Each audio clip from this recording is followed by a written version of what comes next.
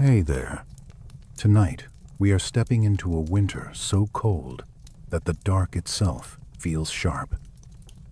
A night where the snow outside the cave mouth keeps building in pale, silent layers, where the wind moves over the ridges like an animal sniffing for weakness, and where one small band of people discovers that the best sleep in the world may come not from softness, not from luxury, but from stone, smoke, fur, and the slow breathing of family pressed close in the dark. If that sounds like your kind of quiet journey, take a second to like the video, subscribe if you feel like staying, and then let the room grow dim around you. Let your shoulders drop. Let your jaw unclench. Let the day loosen its grip. Tonight, you are safe in the cave. The last light of evening is sliding down the horizon when you first see it. Not a grand shelter, not some storybook refuge with a perfect opening and a generous fire waiting within. Just a dark hollow in the side of the earth, a rough mouth in a wall of stone, half hidden behind drifting snow and a fringe of scrub so stiff with frost it looks made of glass. But honestly, in weather like this, that dark hollow feels more beautiful than any palace. Your feet crunch over ground so hard it seems to ring. Snow catches at your ankles. Your breath comes out in white bursts that vanish almost as soon as you make them. The air is cold enough to bite the inside of your nose, cold enough to make the skin at the corners of your eyes feel tight, cold enough that every part of your body is quietly, stubbornly, pleading for one thing: shelter. And this is what I have always found strangely comforting about ancient winter. It did not negotiate. It did not flatter anyone. It simply told the truth. Out in the open, you are small. Out in the open, the wind can take your warmth piece by piece until your thoughts become slow and your hands forget what they are for. Out in the open, the dark is not romantic. It is practical. It asks whether you have somewhere to go, whether your people know where to stop, whether your fire can survive the night. You trudge a little closer. The cave opening grows wider, then darker, then, somehow, gentler. Snow does not gather the same way at its threshold.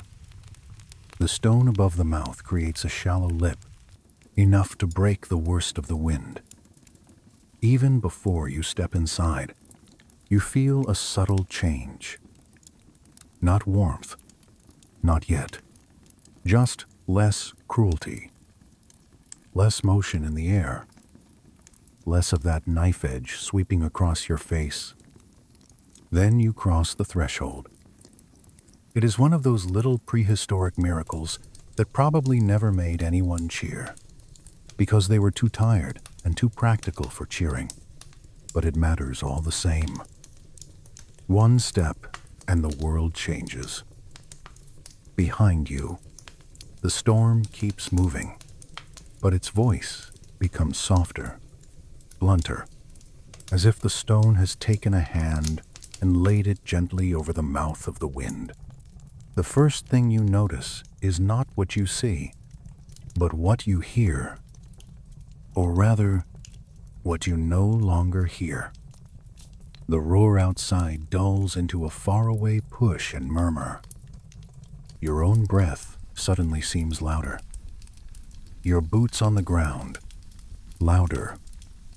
The rustle of fur at your shoulders, louder. Your eyes adjust slowly. At first, the cave is just a broad patch of dark.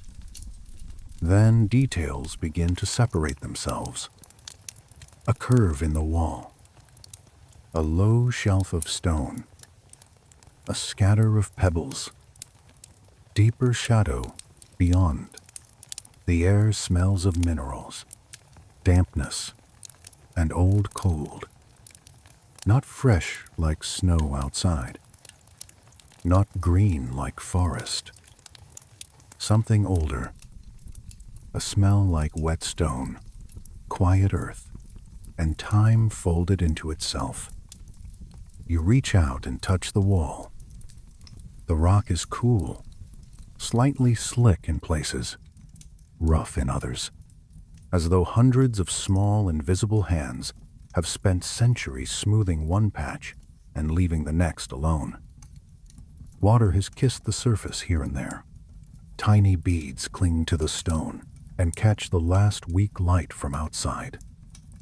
If you were standing here with me, I think the thing that would surprise you most is how alive the cave feels. Not alive in a threatening way, more like a sleeping animal that has agreed, for one night, to let you stay beneath its ribs.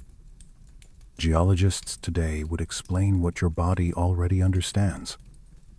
Caves do not swing wildly with every gust and plunge in temperature the way the open surface does. Stone changes slowly. It absorbs the moods of the year and releases them with stubborn patience. Even in a brutal winter, the cave holds steadier air than the blizzard outside.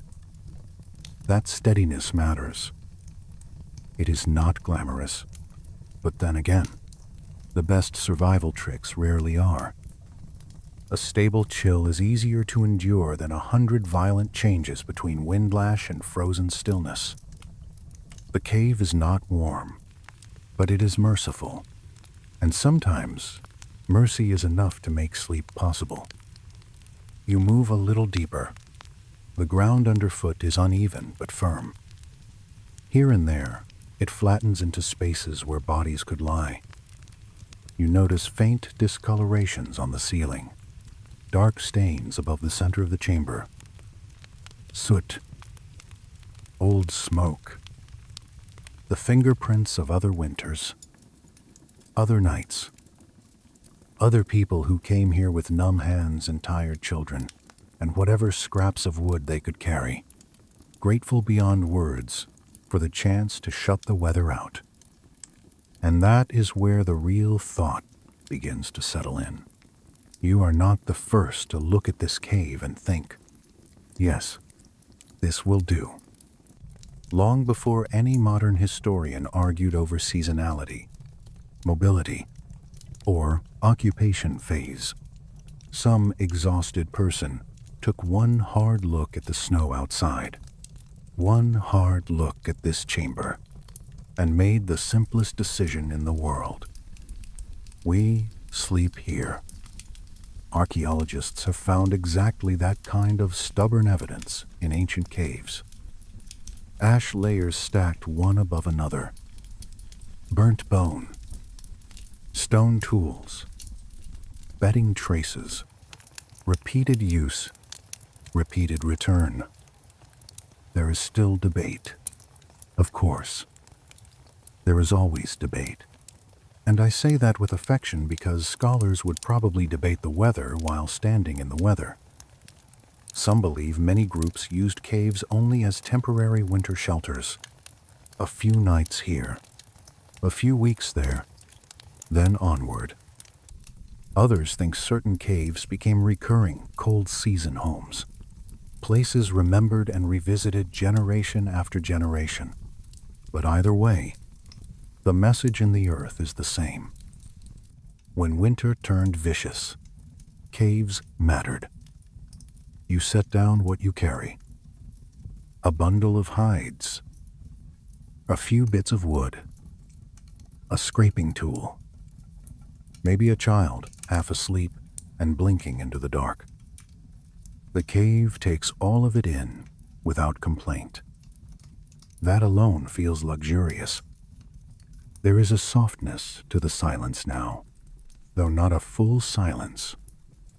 Somewhere deeper in the chamber, water falls in a slow, patient drip. Near the entrance, air still threads in and out, whispering through a crack in the stone. The sounds are small, but after the outside wind, they feel enormous, intimate. The cave does not erase the world. It filters it, translates it into something the body can survive. You kneel for a moment on the stone and feel the cold rising through your legs. Yes, that is the truth too. Shelter is not comfort by itself. Stone can preserve you and still make your bones complain. That is why the evening work matters. Why no one simply drops onto the floor and closes their eyes. Rest has to be built. Even here. Especially here. Before the fire. Before the furs are laid down. Before the children soften into sleep and the adults finally let their shoulders unclench. There is this pause. This first pause inside the cave. A strange and almost sacred moment when survival has not yet become comfort. But you can see comfort beginning. The way you can sometimes smell food before it reaches the table. You stand again and look toward the entrance. Snow twists past the opening in silver threads. Outside is all motion. Inside is potential. And it is hard not to smile. Just a little. At the simplicity of it. Human beings have always loved saying they conquered nature. But in moments like this, it feels more accurate.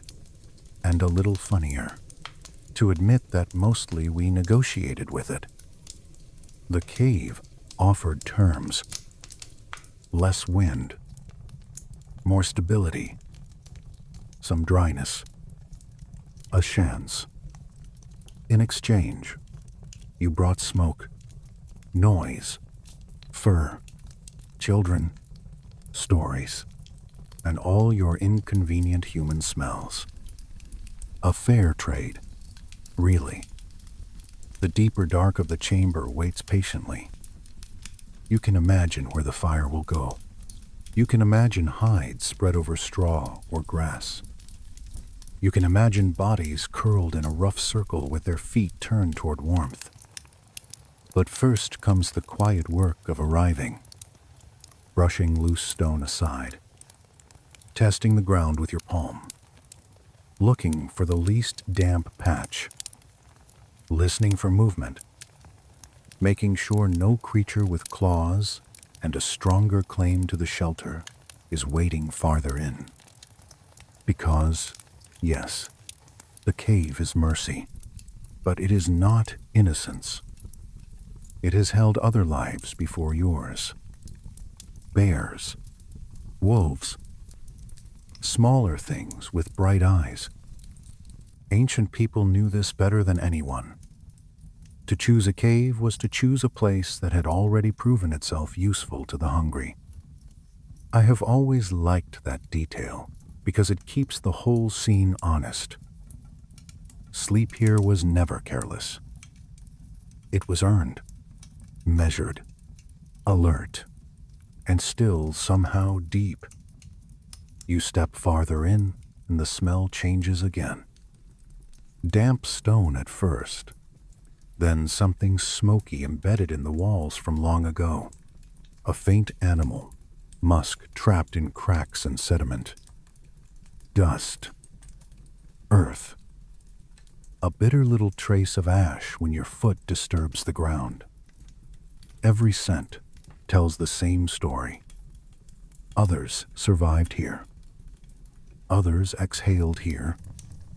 Others pressed their weary shapes into this darkness and trusted it enough to close their eyes. The chamber seems bigger now that the last daylight is thinning behind you. The dark has depth. Recesses curve away into black. The walls catch and release what little light remains. Your mind starts doing what human minds do in uncertain spaces, building shapes from fragments. A shoulder of stone becomes the back of an animal.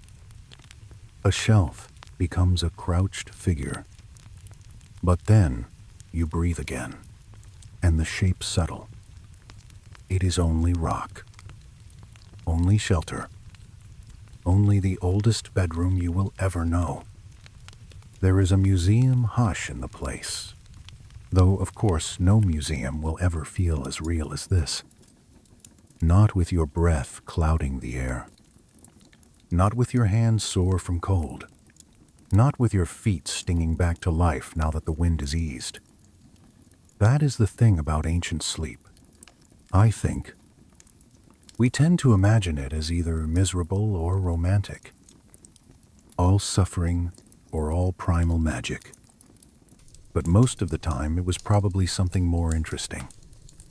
Practical tenderness. A hard world, yes.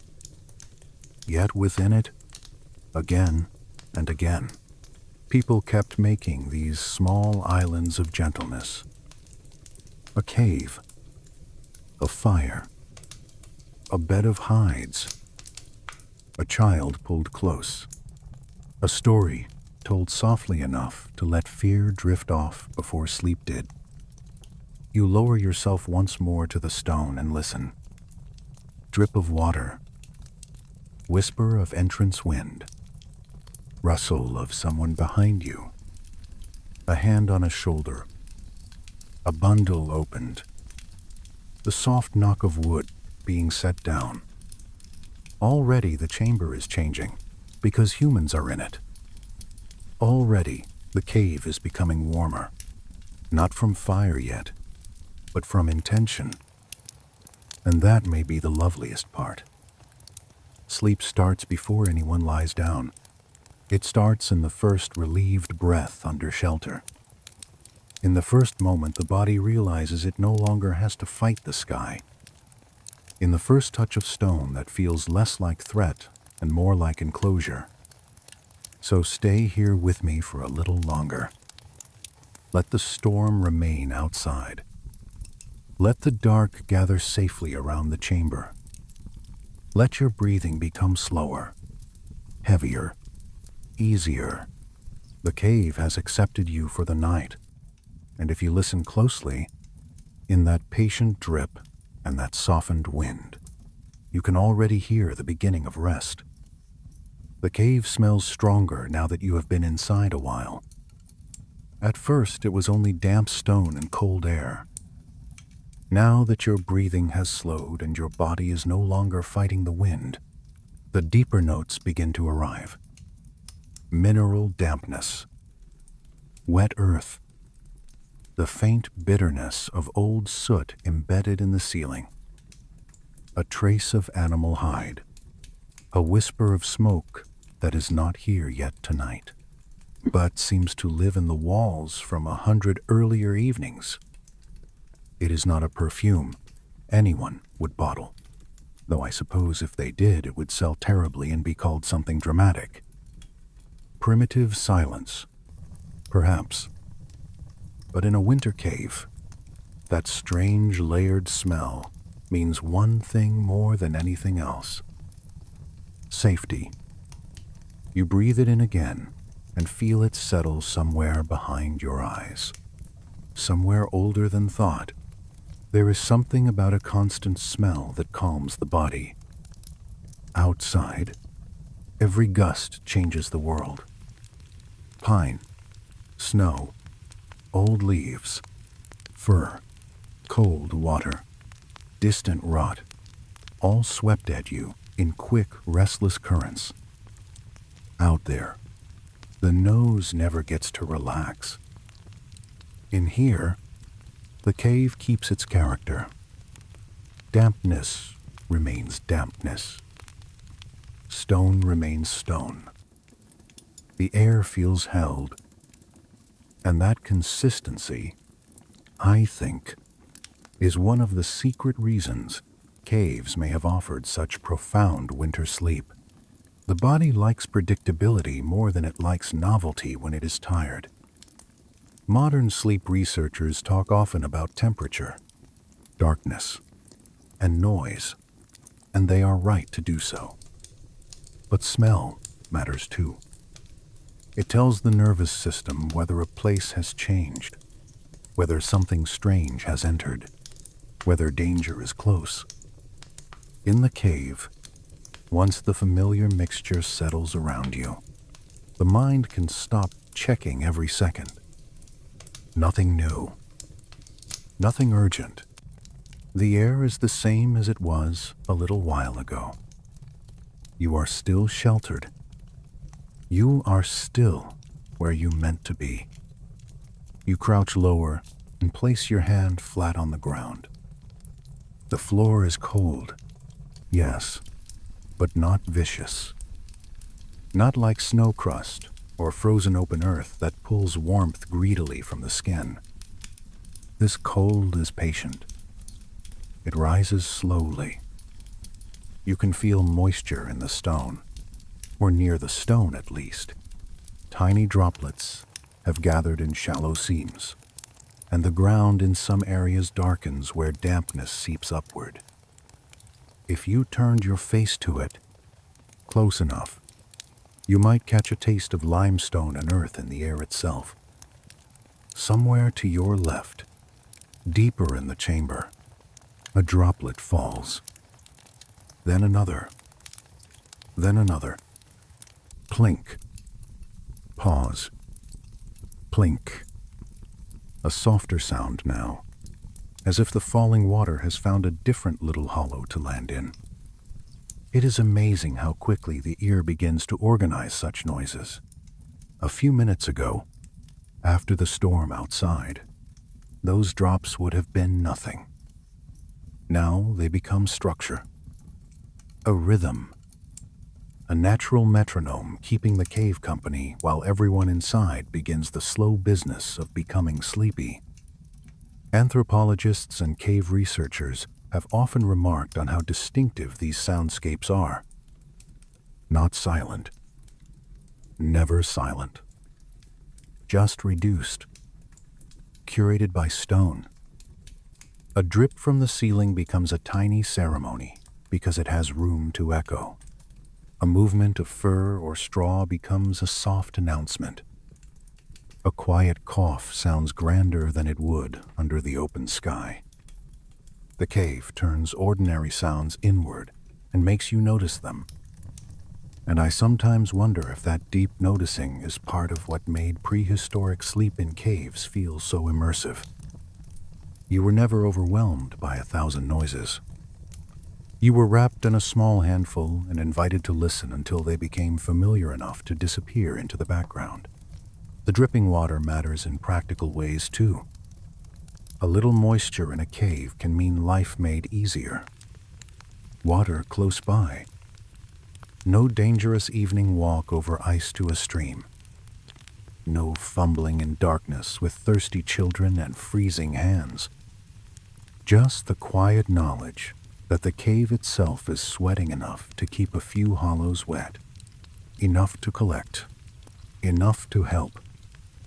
In a brutal winter, that kind of convenience would not have been a luxury. It would have been part of what made a place worth returning to. Of course, there is another side to dampness. There is always another side.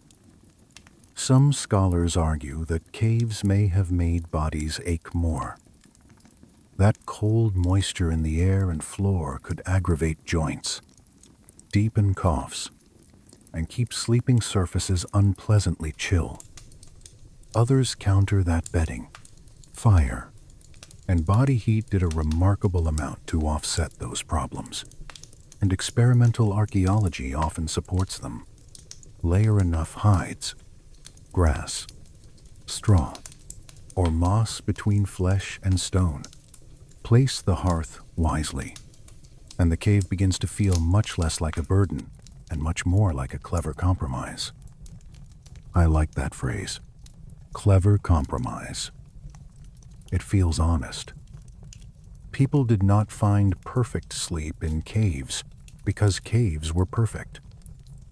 They found it because perfection was never the goal. The goal was shelter that worked. A place where the air did not try to kill you every time it moved. a place where the night could stretch out without constantly testing the limits of your body. And caves, with all their dampness and shadow and odd smells, often managed that better than the open world ever could. You shift your weight and lean back against the wall. The stone is colder there than on the ground near the center, but it is smooth enough to be oddly reassuring. Your shoulder blade fits into a hollow worn by time or water or other bodies, perhaps all three. If you stay very still, the cave begins to feel less like an empty cavity and more like a fitted shelter, as though it has contours intended for backs, hips, elbows, and resting heads. That is probably imagination, but then again, human comfort has always depended a little on imagination. The drip continues. Plink, plink, pause. In the distance there is another tone. Not water this time, but a faint whisper of air moving through a narrower passage. Not a howl, not like the entrance, a thinner breath, almost flute-like. The cave is full of these subtle internal motions. Currents sliding past rough surfaces, cold threads entering one crack and leaving another. Smoke, once there is smoke, will learn these routes. Bodies will too, in their own way. Sleeping humans always discover where a place is coldest, where it gathers warmth, where sound settles, where dawn light first touches stone. A cave becomes legible by being slept in. You lower your head and close your eyes for a moment, not to sleep yet, but simply to listen without looking. The dark behind your eyelids makes the cave sound larger.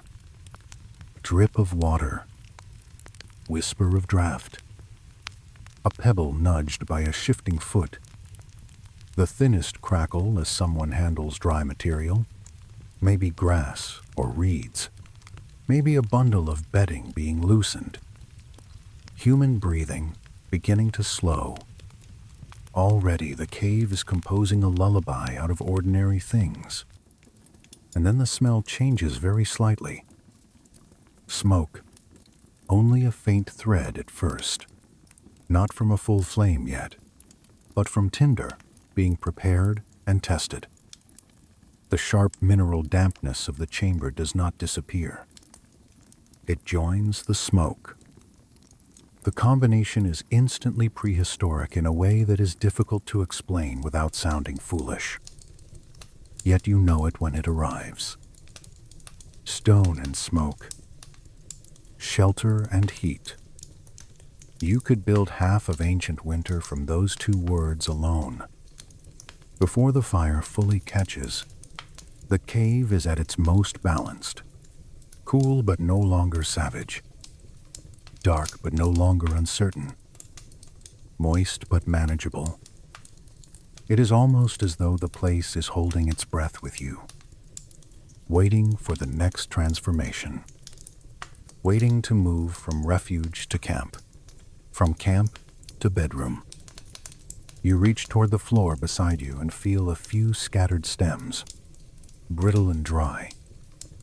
Bedding material, perhaps left from earlier use or newly brought in. When people say ancient life was only hardship, I always want to pull them closer to details like this, because look at what is happening.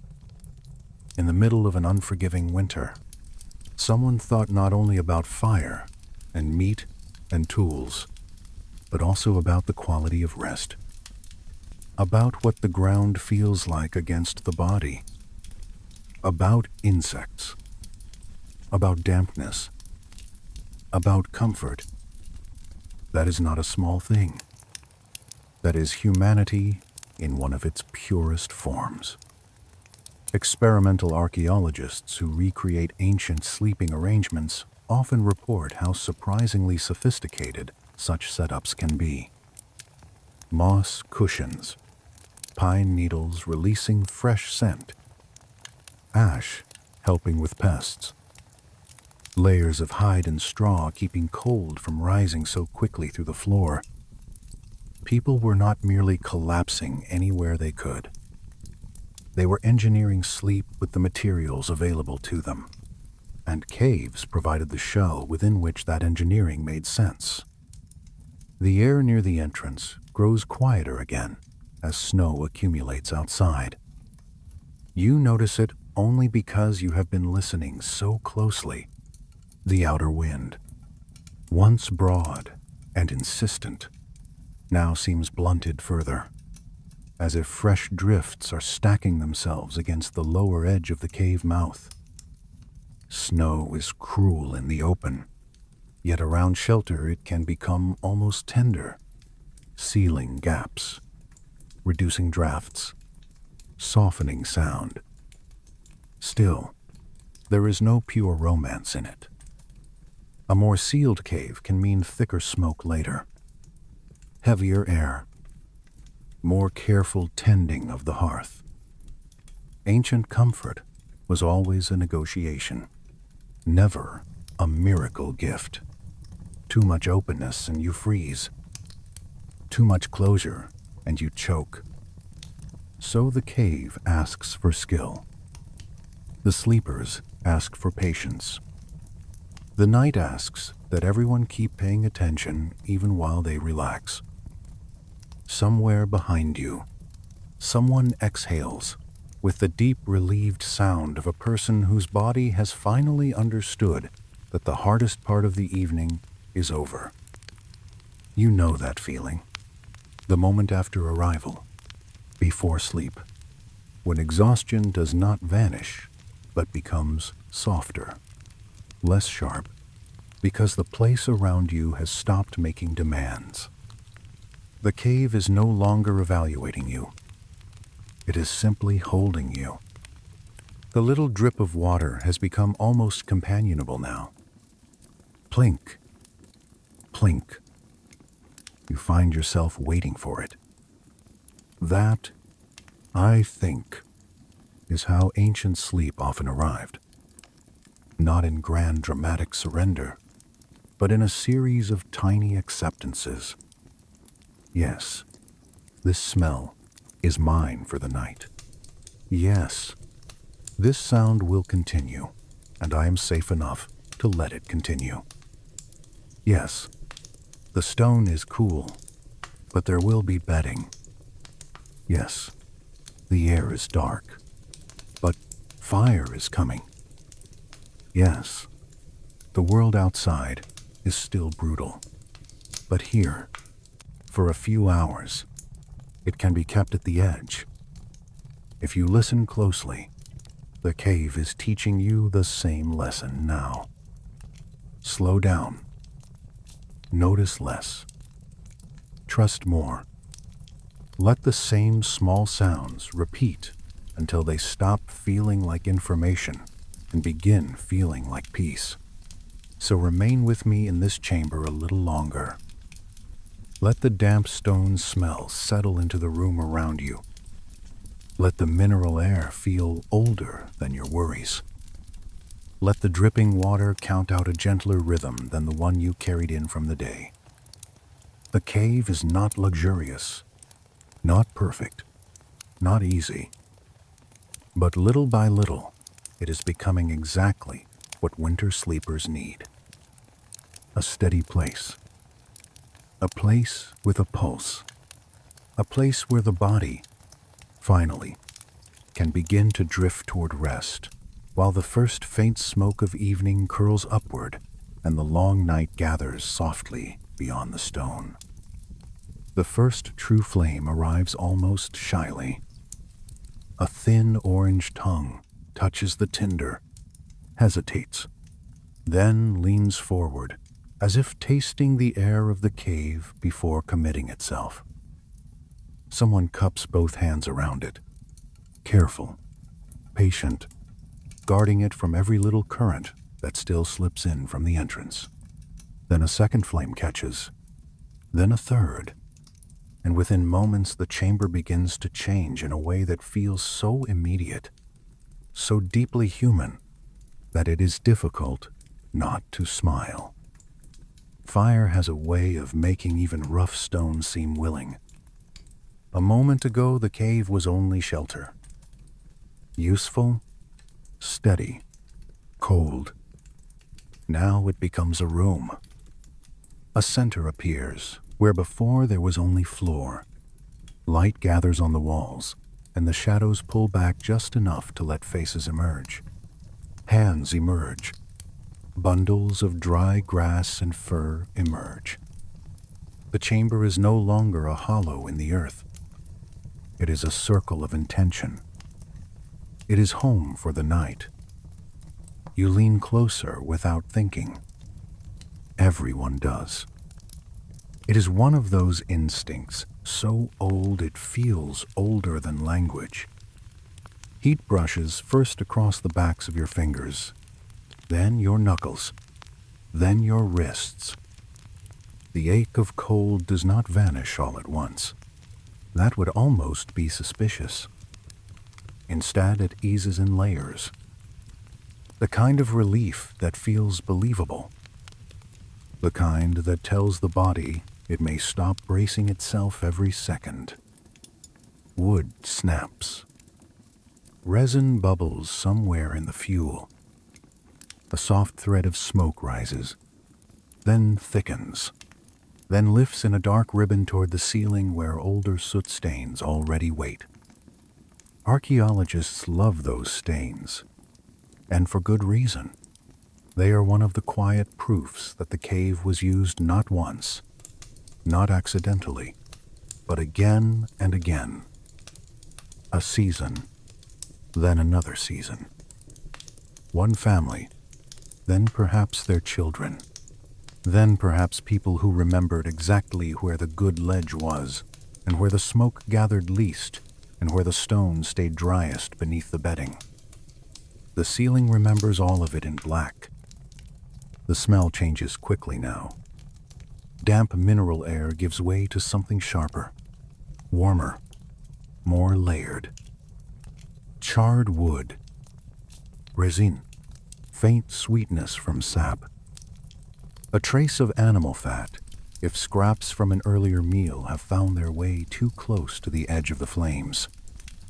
Smoke catches at the throat a little. Your eyes water for a moment. But even that small discomfort is wrapped in reassurance, because smoke means the fire is alive, and the fire means the night has changed its character completely. Without it, the cave would still protect. With it, the cave begins to care. I know that sounds sentimental, but honestly, once you imagine these nights closely enough, it becomes difficult not to speak that way. Fire did not merely warm prehistoric bodies. It altered the shape of evening itself. It extended wakefulness past sunset.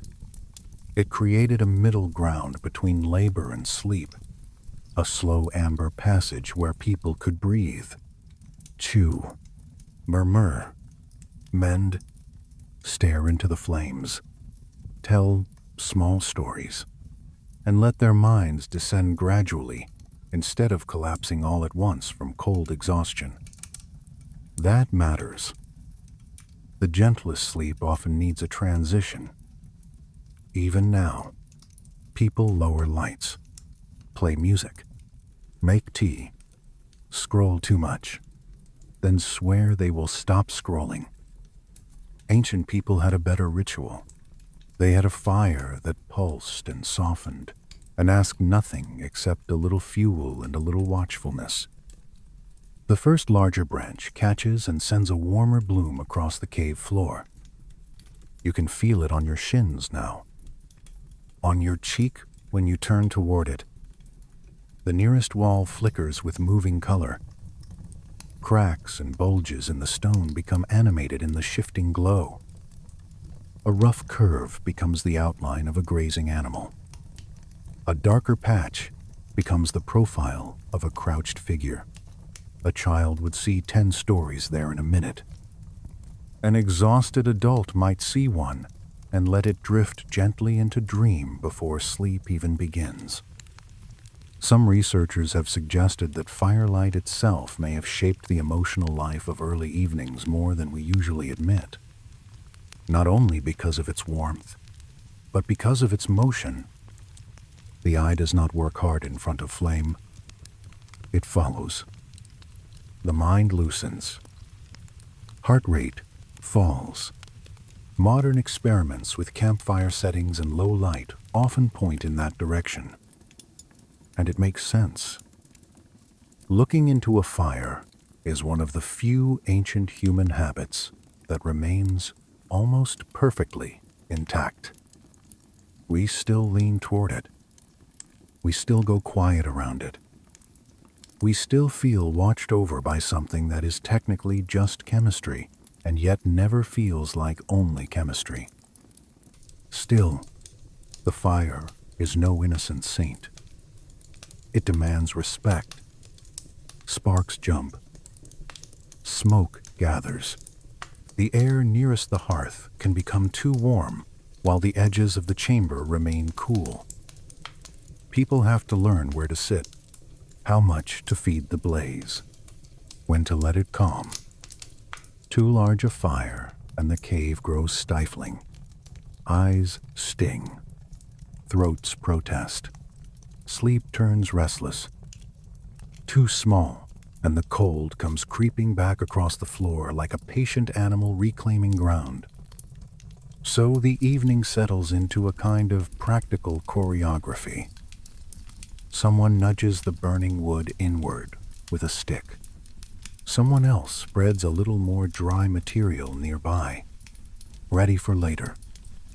Bodies arrange themselves at sensible angles to the heat.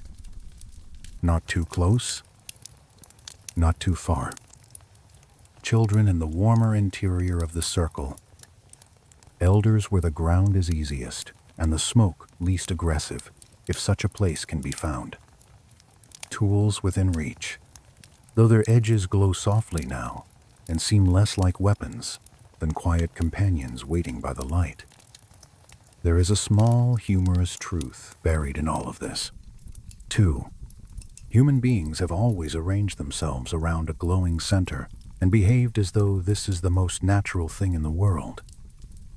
Ancient hearth, medieval fire pit, modern television, modern phone screen. Same species, same posture. We are little moths with opinions. But here, in the cave, the glow is doing real work. It is heating wet hands, drying damp fur, warding off the worst of the smell, hardening courage for the long dark beyond the entrance. The smoke thickens a little as greener wood or resin-rich wood begins to burn. It drifts upward in lazy curls, then spreads beneath the ceiling. That overhead haze is unpleasant if you stare too long. It scratches softly along the throat. Yet down near the floor the air remains more bearable, and prehistoric people almost certainly knew this in their bodies, if not in formal theory. Stay low. Bed the children low. Let the heat rise, and the smoke rise too. Use the cave as it is. Let its shape teach you how to inhabit it. You watch the flame settle into a steadier rhythm. No longer shy. No longer frantic. Just a living orange core with blue at its base in places, gold at its tips in others. Embers gather under charred wood like a second, quieter fire, thinking slower thoughts beneath the first. A branch gives a sharp pop, and everyone glances up for a heartbeat. Then no one minds. That is another ancient rhythm. Vigilance, then ease. vigilance, then ease. Sleep in hard winters was never total surrender at the beginning. It was trust built incrementally, spark by spark. You feel the cave warming not evenly, but meaningfully. The backs of your calves, warmer. The front of your body, warmer.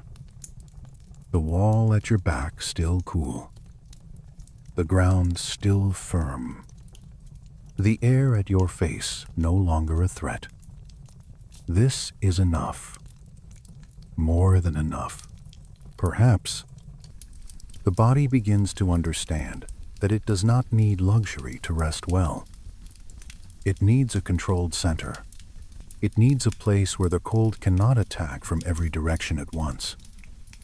Experimental archaeologists who recreate cave living often report exactly this sort of surprise. The bedding may be primitive. The smoke may be irritating. The floor may remain hard. Yet once the fire is stable, and the wind is muffled, and the chamber is populated by a few steady breathing bodies, sleep can arrive with a depth that modern people do not expect. Not because the cave is comfortable in the polished modern sense, but because it solves the essential problems clearly: warmth, enclosure, rhythm, watchfulness, belonging. The flame light reaches the walls, now in long, trembling sheets. Soot stains overhead seem to deepen. Moisture on the stone catches gold and then disappears again. The whole chamber looks less geological and more inhabited. It is a subtle shift, but a profound one. The cave has accepted the signature of human presence. Smoke on the ceiling. Heat in the center. Murmurs at the edges. The sort of scene that would have repeated across countless winters in countless regions, each with its own local woods, its own hunted animals, its own accent of story and song, but all sharing this same glowing fact. Fire turns survival into evening. You stretch your hands again toward the flames, not from desperation now, but almost from pleasure. The heat slips into the joints. The nails stop aching. The skin at your knuckles softens. You can imagine how often this moment must have felt nearly sacred to people who lived under harsh skies. Not sacred in the formal sense, perhaps. Just sacred in the way hot broth is sacred when you are ill, or the way a blanket is sacred when you have shivered for hours. The body does not need theology to feel grateful. There is another practical gift in the fire, too. It keeps the darkness honest. Outside the circle of light, the cave remains deep and shadowed. Yes, but the center is claimed. Predators are less likely to cross that brightness. Insects dislike the smoke. Wet things can be dried.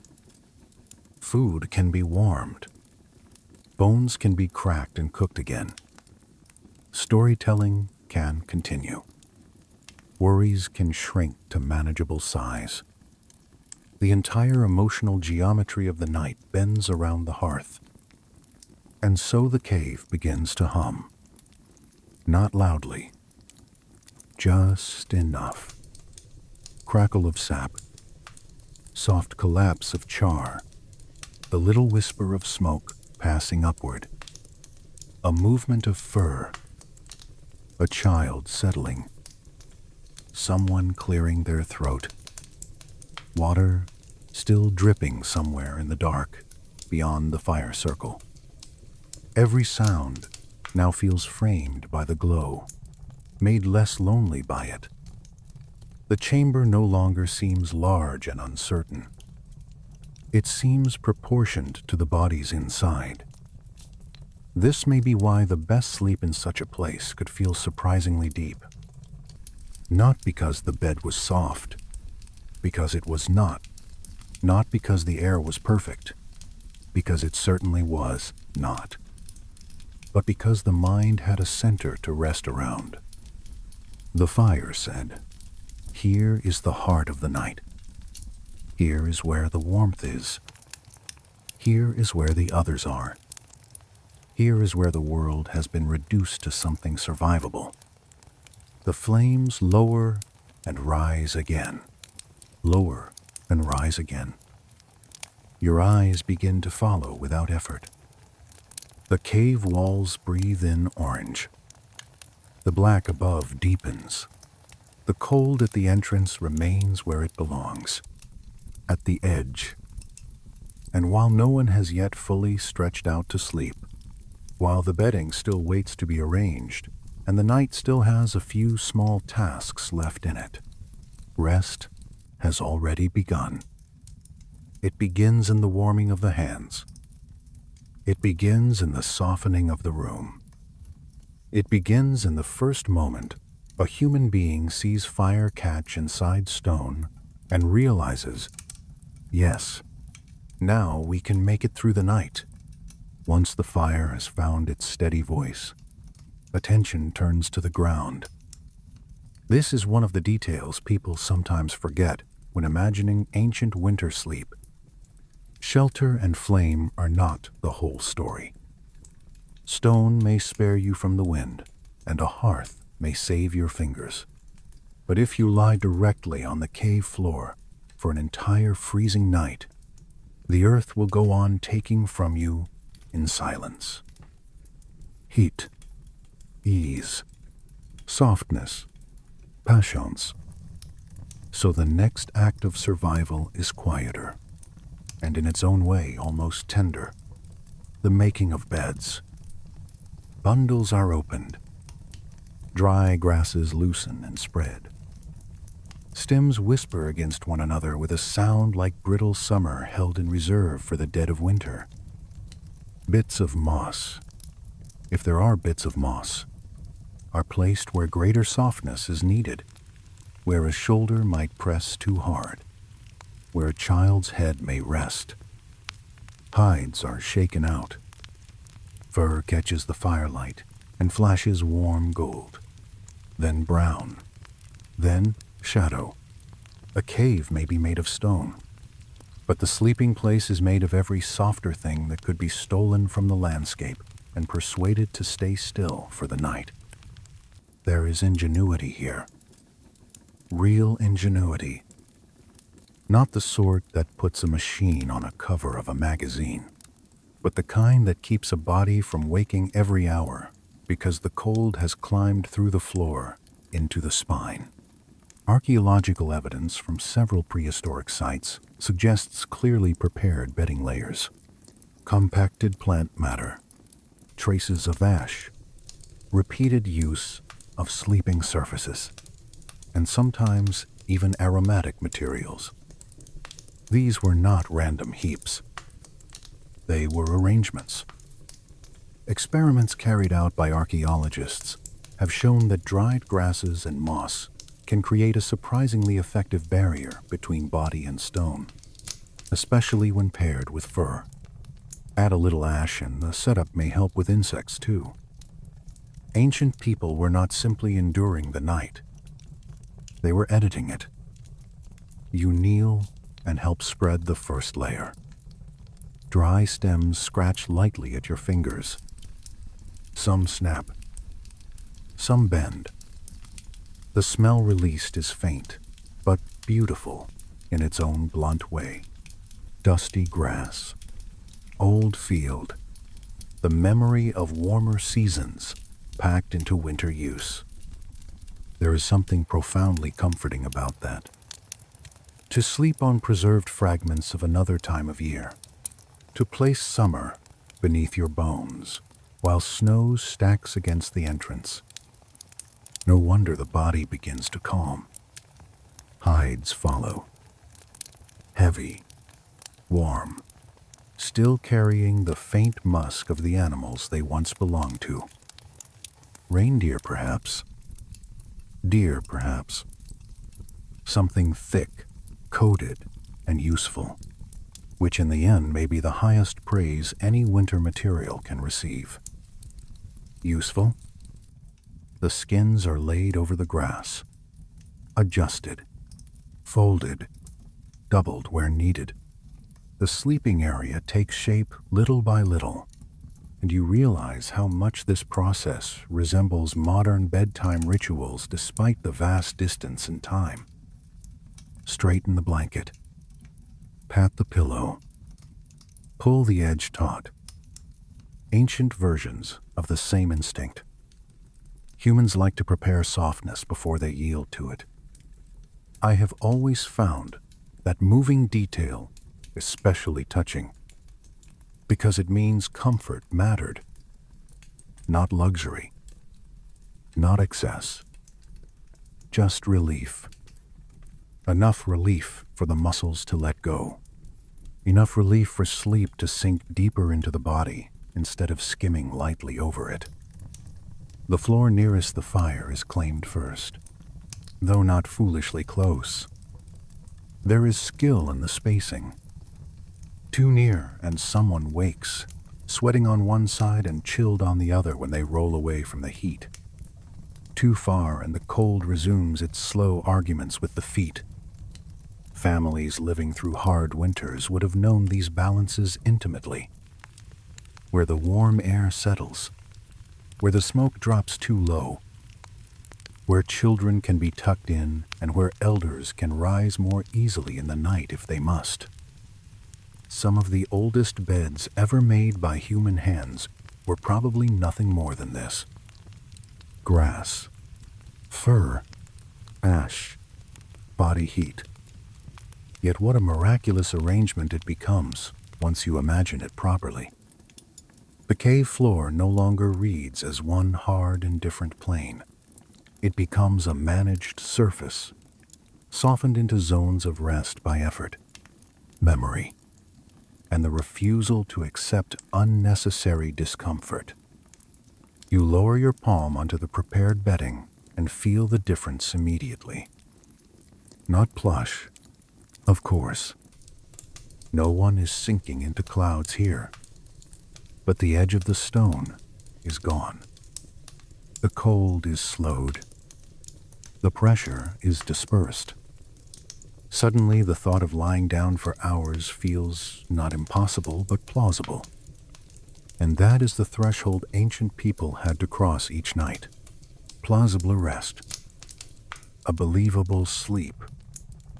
There is another little pleasure in all of this. Sound. When dry bedding settles onto the cave floor, it creates a quiet rustling layer under everything that follows. Knees pressing down, hides tugged into place, a body turning later in the night.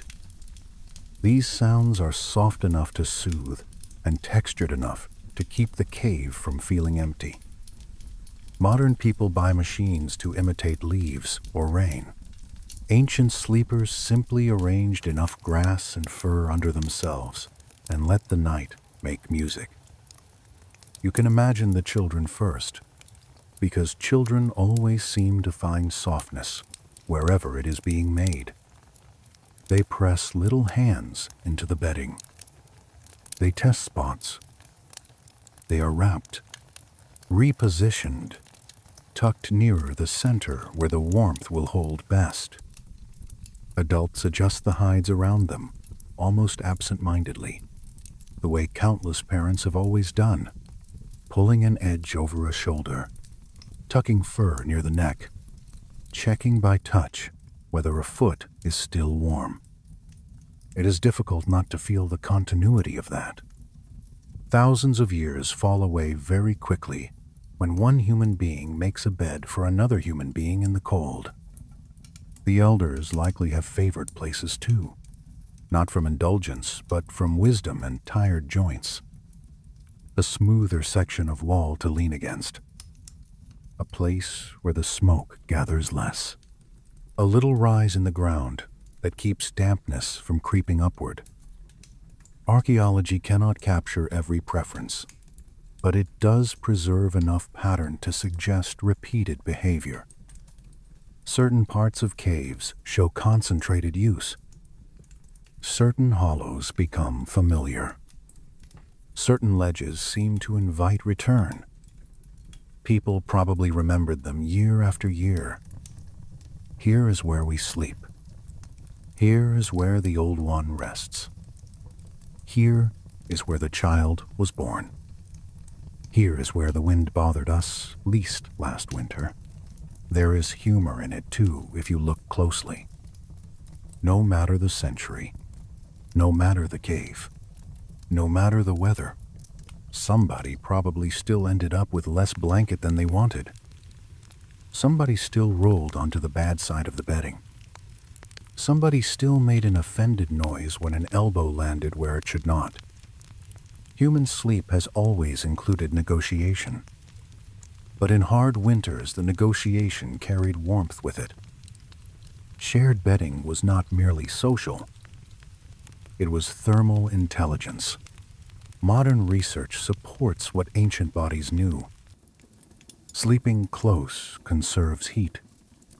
Shared coverings trap warmth more effectively than isolated ones. In slightly cooler air, with bodies gathered and bedding layered well, sleep can deepen. That cool at the edge and warmth at the core is a pattern the human body still responds to. We call it science now, but long before science, people just called it getting through the night. You finally lower yourself more fully onto the prepared place. The first contact is cautious. Hip, shoulder, elbow. The grass beneath compresses with a dry murmur. The fur above it gives way a little, enough to cradle without swallowing. You shift once, then again, learning the surface. The body is remarkably quick to judge whether a place might hold it. Here, your back says yes. Here, your knees say almost. Here, your neck says fold the hide once more and it will do. That phrase again, it will do. Such an underrated kind of happiness. In severe weather, a bed does not need to astonish. It needs to permit surrender. The scent rising from the bedding is rich now that the fire has warmed it slightly. Dry grass, old fur, a little smoke settling into everything. Maybe a herbal edge if the gathered material included anything resinous or aromatic by chance or by choice. Some researchers suspect that certain plants may have been selected not only for softness, but for pest control or fragrance. Pine needles, for example, sweet grasses. Even if the evidence remains debated in some sites, the possibility feels very human. Why would people not prefer a bed that smells a little cleaner, a little sharper, a little more like a place meant for rest? Ash may be scattered lightly too in some traditions and places, and that odd detail has always delighted me. Imagine discovering that the same gray powder left after fire can help defend the bed from biting little intruders. Not elegant, very effective. Ancient pest control with all the glamour of a fireplace. Yet that is the kind of practical intelligence that accumulates in real lives. A family learns. Another family copies. A child grows up assuming everyone knows to dust the bedding lightly with ash, because of course everyone knows. Knowledge enters culture through repetition and comfort. As the sleeping places are completed, the mood in the cave changes again. Fire made the room possible. Bedding makes sleep feel near. Bodies no longer hover in a state of useful alertness. They begin to sink. Postures lower. Speech, if there is speech, softens. Hands stop working and start resting. The long line from storm to shelter to warmth now reaches its final destination. Ground transformed enough that a human spine may trust it. There is a communal beauty in the arrangement, too. These are not isolated little islands of privacy. The sleeping spaces overlap, touch, inform one another. A hide edge from one bed becomes part of another. A child's feet end up near an adult's knees. Shared warmth is built directly into the design. In the modern world, people pay absurd amounts of money to sleep alone on mattresses the size of boats, and still many wake restless. Here, the comfort is more ancient and less negotiable. You are warm because others are near. You rest because the group rests. The bed is not fully yours, and that is part of why it works. Anthropologists continue to debate how intimate these arrangements felt emotionally. Did they create stronger bonds, easier sleep, calmer children? Or did they also create tension, crowding, the occasional annoyance? Probably both. But harsh winters have a way of clarifying priorities. A little inconvenience wrapped in heat is preferable to all the private space in the world wrapped in frost. You turn onto your side and feel the hides settle along your body. The fire warms one cheek. The cave wall cools the air above your head. The floor no longer bites through your hip. The change is astonishing in its modesty. Not paradise. Not comfort in the modern decorative sense. Just enough support that the body no longer has to remain on guard against the ground itself. Some experimental sleepers in reconstructed prehistoric setups have reported exactly this strange surprise. They expected misery and found competence. They expected only hardship and found design. A well-made bed of grass and fur in a protected cave, beside a stable hearth and among familiar breathing bodies, can produce sleep that feels more grounded than many modern nights. Not prettier, more grounded, as though the body understands the logic of it and relaxes in gratitude. The cave now holds several little zones of breathing softness arranged around the fire. A museum of temporary comfort, if you like, except no museum has ever smelled this alive or felt this necessary. The shadows on the walls sway slowly. The bedding whispers whenever someone shifts. The smoke above gathers and thins. Water still drips somewhere in the deeper dark. Every element of the place is settling into rhythm. And perhaps that is the real secret of why the best sleep could happen here in such brutal winters. Not because the conditions were easy, because every essential thing had been answered with enough care. Shelter from wind, warmth from fire, softness from gathered life, shared heat from bodies, familiar scent, repeated sound, a place to put down the head that did not feel random. The bed beneath you is humble beyond words, yet it carries a kind of ancient dignity. It says someone prepared this. Someone knew what a body would need at midnight and again near dawn. Someone understood that survival is not only food and defense, but rest deep enough to restore judgment, passions, and strength. You pull the hide a little higher. The grass beneath cracks softly, then queets. Around you, the cave continues its low amber breathing. And though no one has fully given themselves to sleep just yet, the beds are ready. The ground has been persuaded. The night has been shaped. The body, at last, is beginning to believe it can let go. The beds are ready now, and once the first bodies begin to sink into them, the cave discovers one of its oldest secrets. Warmth does not come from fire alone. It comes from closeness. It comes from the simple fact that one living body is a furnace, and several living bodies together become a weather system of their own. You feel it the moment someone settles near your back and another shape folds in by your knees. The air between you changes. It grows denser, softer, less interested in stealing heat away. This may be one of the most overlooked comforts of prehistoric winter sleep.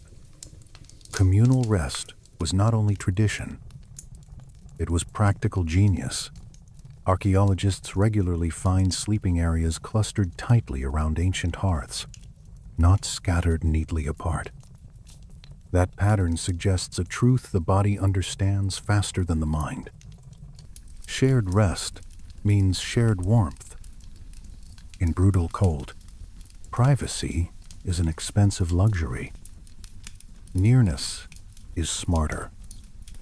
You lie still and let the arrangement happen around you. A hide is pulled across more than one person at once. A foot presses lightly against your ankle, then stays there. A child's shoulder tucks against an adult's side. An elbow finds a space and stops searching. None of this feels awkward in the way it might in a modern imagination. It feels inevitable. The night outside is too harsh for people to pretend they are separate islands. Here, under fur and smoke and firelight, everyone is part of one larger sleeping creature. The sounds change with this closeness. Individual movements disappear into a shared rustle. One person shifts and three others settle. A quiet sigh runs through the group as coverings are adjusted and warmth gathers beneath them. Even breathing begins to influence breathing. Modern studies show that people resting near one another often begin to synchronize in subtle ways. Body temperature, breathing pace, heart rhythm.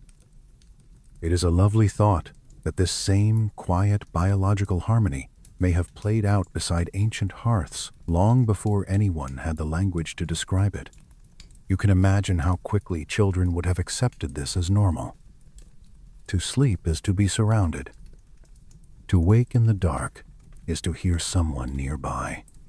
To feel a chest rising behind you. To know by touch alone that the group remains intact. There is immense comfort in that. Perhaps more than we give it credit for now. Fear lessens when it is distributed. The night becomes survivable when it is shared. There are, of course, inconveniences. A knee where you did not want a knee. Someone who steals more hide than seems fair. A sleeper who turns heavily and compresses the bedding in exactly the wrong place. Human beings did not become magically graceful just because they lived in prehistory. Somewhere in this cave, I am quite sure, somebody is quietly annoyed. But annoyance softened by warmth is easier to forgive. Cold would have been far less negotiable. The hide over you grows warmer by the minute. Air trapped between bodies and bedding begins to hold. The fire still matters. Deeply, but now another layer of heat has formed closer to the skin. More intimate, more persistent. It is the kind of warmth that stays when the flames dip lower.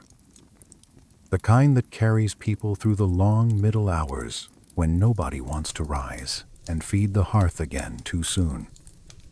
Some anthropologists suggest that close sleeping would have shaped emotional life as much as physical survival. Trust is practiced at night in these arrangements. You cannot keep all your edges. You cannot demand endless space. You learn to rest while touching another person. You learn to breathe through small inconveniences because the reward is stability. You learn that comfort is often collective rather than individual. It is a lesson modern life rarely teaches kindly. The cave itself seems to approve of this new density. The chamber feels fuller now, less echoing, as though the bodies absorb some of the excess emptiness. Even the air grows more inhabited. Smoke, fur, skin, dried grass, a trace of old ash, maybe a hint of rendered fat from the evening meal. All of it becomes a single atmosphere. Not fresh, not elegant, but completely alive. If home has a smell, it is probably this in some old buried corner of the human mind. There is a gentle humor in how quickly people revert to ancient habits when cold enough. We talk grandly about independence until the room drops a few degrees. Then suddenly shared blankets start sounding like excellent philosophy. The prehistoric answer to winter was not heroic individual endurance. It was clustering. It was leaning. It was making a wall of breathing mammals and calling that a night plan. And really, it was an excellent plan. You become aware of individual breaths near you now. One fast and light, one slow and heavy, one with the faintest whistle on the exhale. They overlap until the cave seems to pulse. This is the lullaby now. Not one voice, but many. The fire crackles. Water drips somewhere deeper in the cave. Wind presses uselessly outside. And between all of those sounds lies the rise and fall of sleeping bodies who have decided, consciously or not, to trust each other enough to go still. There is also safety in the simple fact of contact. If something changes in the night, if a child startles, if an ember snaps too sharply, if a distant noise makes one body tense, that signal travels almost instantly through touch. Someone wakes because another body has stiffened. Someone turns because a small hand has reached out. In this way, the group remains lightly alert even while deeply resting. A remarkable system. Primitive in appearance, highly refined in effect. The warmth at your back deepens.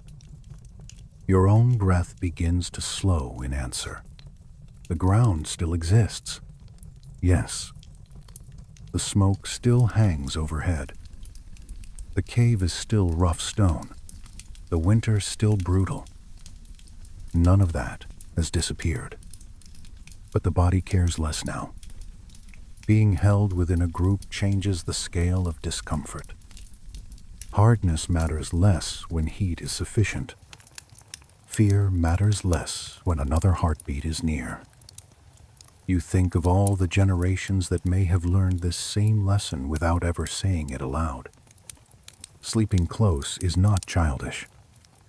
It is ancient strategy. It is the body remembering that survival was once communal at its most basic level. One could hunt alone sometimes. Perhaps. One could walk a little apart.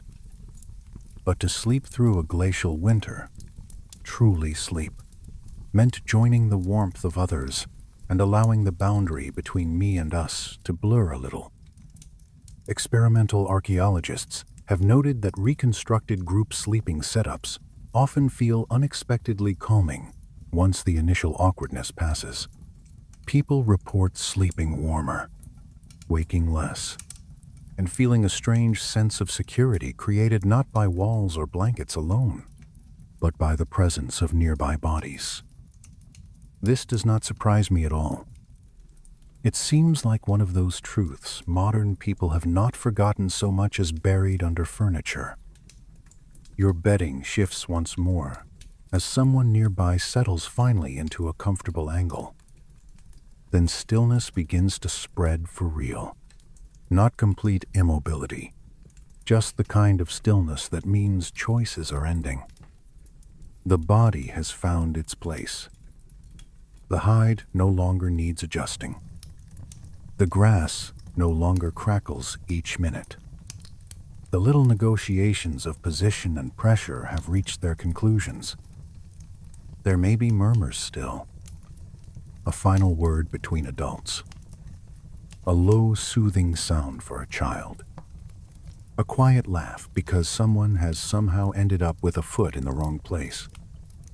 But even those sounds are slowing. The cave is entering that threshold where wakefulness loosens and everyone feels it. You feel it, too. The soft pressure of another body against the back of your knees. The heat resting along your shoulders. The oddly profound reassurance of knowing that if you woke in darkness, you would not wake alone. That may be the most powerful comfort of all. Not softness, not fire, presence. Now the fire has quieted enough that smaller sounds begin to matter more. A child sighs in sleep. Someone clears their throat and then settles again. Fur shifts with a dry whisper near your ear. These are not disturbances. They are confirmations. The group remains. The warmth remains. The human weather inside the cave is stable. It is remarkable how quickly the nervous system learns to treat familiar sounds as safety rather than interruption. A modern sleeper may curse a creaking floorboard. An ancient sleeper likely listened for these tiny noises with gratitude. Better a cave full of breathing, rustling, snoring life than an eerie silence that leaves the mind alone with its own alarms. And yes, before long, one of the sleepers begins to snore. A low, uneven rumble at first, then a longer nasal vibration that seems far too large for one chest to produce. It would be funny if it were not so soothing. Another sleeper answers with a softer whistle. Soon the night has a bass line. We rarely include this in romantic visions of prehistory, but we should. Ancient caves were not silent sanctuaries with elegant background music. They were warm animal places full of real sleeping humans, making real sleeping human sounds. In a strange way, that imperfection makes the scene more restful. Sleep is not a performance. It is surrender. Some researchers think that regular, familiar sound may even help the brain remain calm through the night by masking sharper noises and smoothing out the edges of wakefulness. It makes sense. A little drip of water, a little crackle of wood, a little rumble of sleep from the people beside you. These sounds braid together into a constant acoustic fabric. Anything dangerous would have to tear through that fabric to be noticed. Until then, the body can float. You become aware of your own breathing now as part of the larger pattern. Inhale with the warm hide near your mouth. Exhale into the pocket of air the group has built beneath the furs. The next breath comes easier. Then another. The coolness at the tip of your nose remains, but your chest and belly are well held. This balance, cool air and warm body, is exactly the sort of condition modern sleep science often identifies as favorable for deep rest. It is almost funny that a cave in winter, managed wisely, could offer something better aligned with human sleep biology than many overheated modern bedrooms. There is also the psychological relief of no longer having to watch Once everyone has settled into this woven arrangement of bodies and coverings, individual vigilance can finally diminish. Not disappear completely, perhaps, but diminish enough for the mind to fall away from the edge. Someone else will stir if something changes. Someone else is also listening, also breathing, also present. This is the hidden gift of communal sleep. Responsibility thins out. Fear has fewer places to collect. If you were standing here with me, or rather lying here in this cave beside the old glowing bed of coals, you would notice that the darkness beyond the fire does not feel empty anymore. It feels bordered, claimed. The warmth of the group defines the chamber more powerfully than the light does. There is a center of gravity in this human cluster, a place where the body understands it belongs. That belonging may be one of the deepest sedatives we have ever known. Slowly, the cave teaches you that rest does not require perfection. It requires enough. Enough heat. Enough trust. Enough soft material between skin and stone.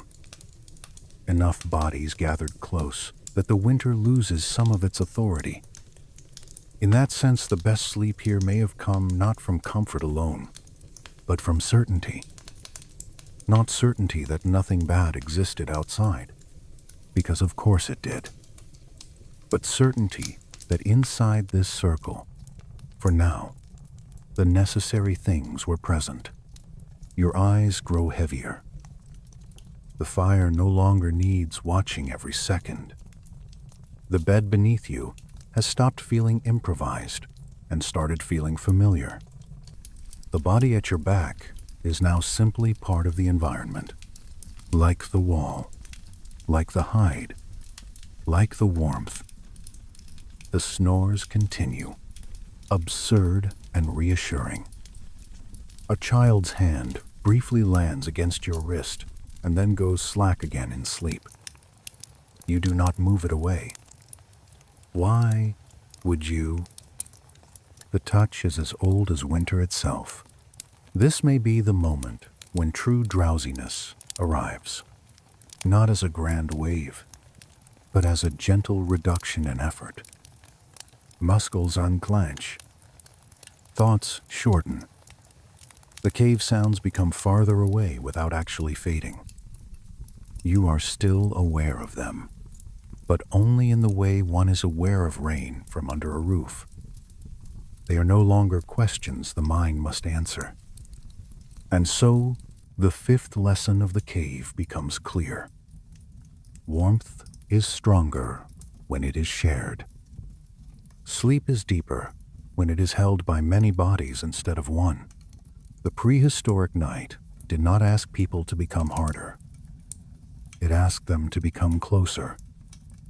That answer, simple and practical and surprisingly beautiful, may have carried countless families through winters that would otherwise have emptied the world of them. Outside, winter remains what it always was: hard-mouthed, patient, indifferent. Inside, a cluster of human beings has answered that indifference with nearness, with fur and grass and breath and trust, with the simple refusal to let any one body face the dark by itself. And beneath the hide, with the fire dimming gradually into a steadier red and the cave sounds smoothing themselves into repetition, that answer begins to feel enough. More than enough, perhaps. It begins to feel like the oldest form of peace, the kind created not by silence, but by shared warmth held through the night. As the group settles into its shared warmth, the cave begins to speak in smaller voices. Not language exactly, more like a pattern of sounds the body learns to trust. Dripping water somewhere in the deeper dark. the occasional tiny collapse of ash within the hearth. A branch in the fire, giving one last soft crack before surrendering to ember. And above all of it, the long, patient breathing of the cave itself, made of drafts moving in places you cannot see, and stone holding temperatures that change far more slowly than the night outside. This is where the mind starts to drift. It has enough safety now to notice atmosphere. The practical problems have been answered. The bed exists. The fire exists. The bodies are warm. So attention slides away from immediate survival and toward sensation. The smell of damp stone returns, but altered by smoke and heat until it becomes almost pleasant. A mineral smell, earthy and cool, carrying the memory of water that has touched rock for centuries. The kind of scent that would cling faintly to fur and hair by morning. The scent of a place used long enough to be known intimately. Many caves maintain a temperature surprisingly close to the annual average of their region. Geologists have long explained this with the slow thermal behavior of stone. In winter, that means a cave can feel far less cruel than the open air, even if it never becomes truly warm on its own. Add a fire and shared bodies, and suddenly, what seemed bleak outside becomes stable inside. Stability may be the great hidden luxury of cave sleep, not warmth in the absolute sense. Predictability. The body loves knowing what the air will do next. You open your eyes just enough to watch the wall nearest the fire. Moisture caught on the rock flashes faintly where the light touches it. A curve in the stone becomes the edge of an animal face for a moment, then only stone again. A fissure looks like a narrow path descending somewhere older than thought. The cave invites imagination without needing to insist on it. This may be why caves became not only shelters but stages for memory, art, and story.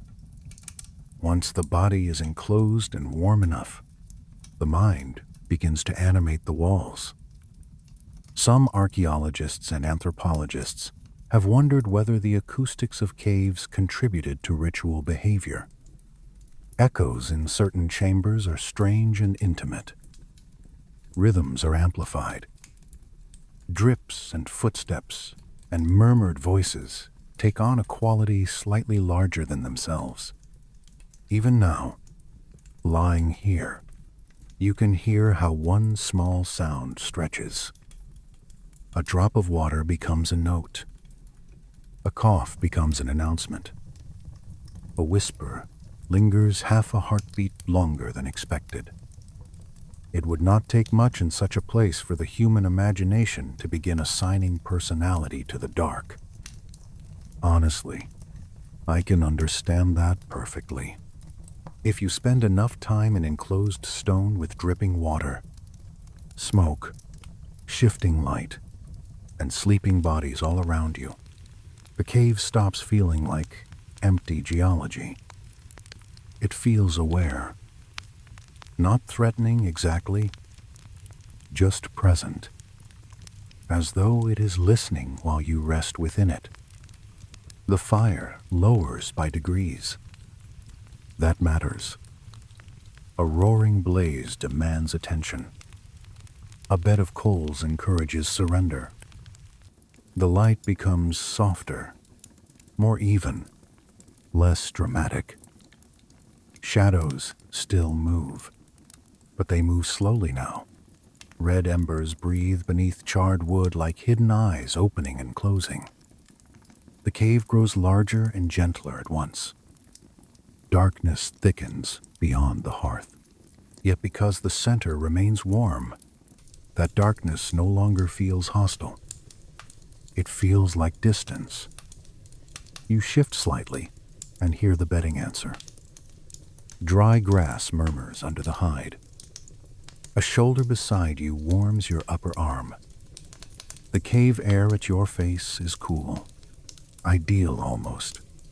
Researchers in modern sleep science often note that slightly cool conditions support deeper rest. Perhaps our ancestors understood this not through theory but through trial.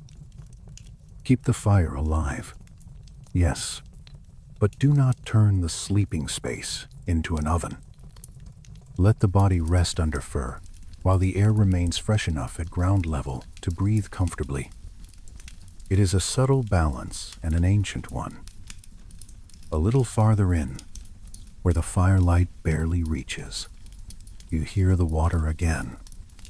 Plink, then silence, then plink. It is astonishing how quickly a repeating sound becomes part of inner time. You stop hearing it as a separate event and start feeling it as rhythm. This may have mattered more than we usually admit. Without clocks, without lamps, without the bright tyranny of modern timekeeping, nights were measured by these organic repetitions. Drip, breath, ember, breath, wind at the entrance, ember. The body could descend into sleep along those intervals, like stepping stones. There is debate, of course, about how prehistoric people slept through long winter nights. Some historians think segmented sleep may have been common in pre-industrial societies, a first sleep and a second sleep, with quiet waking between. Others suggest that hard physical labor, cold exposure, and darkness may have encouraged deeper, continuous rest, especially in secure communal settings. Both possibilities feel plausible here. In a cave like this, one can imagine long, heavy sleep.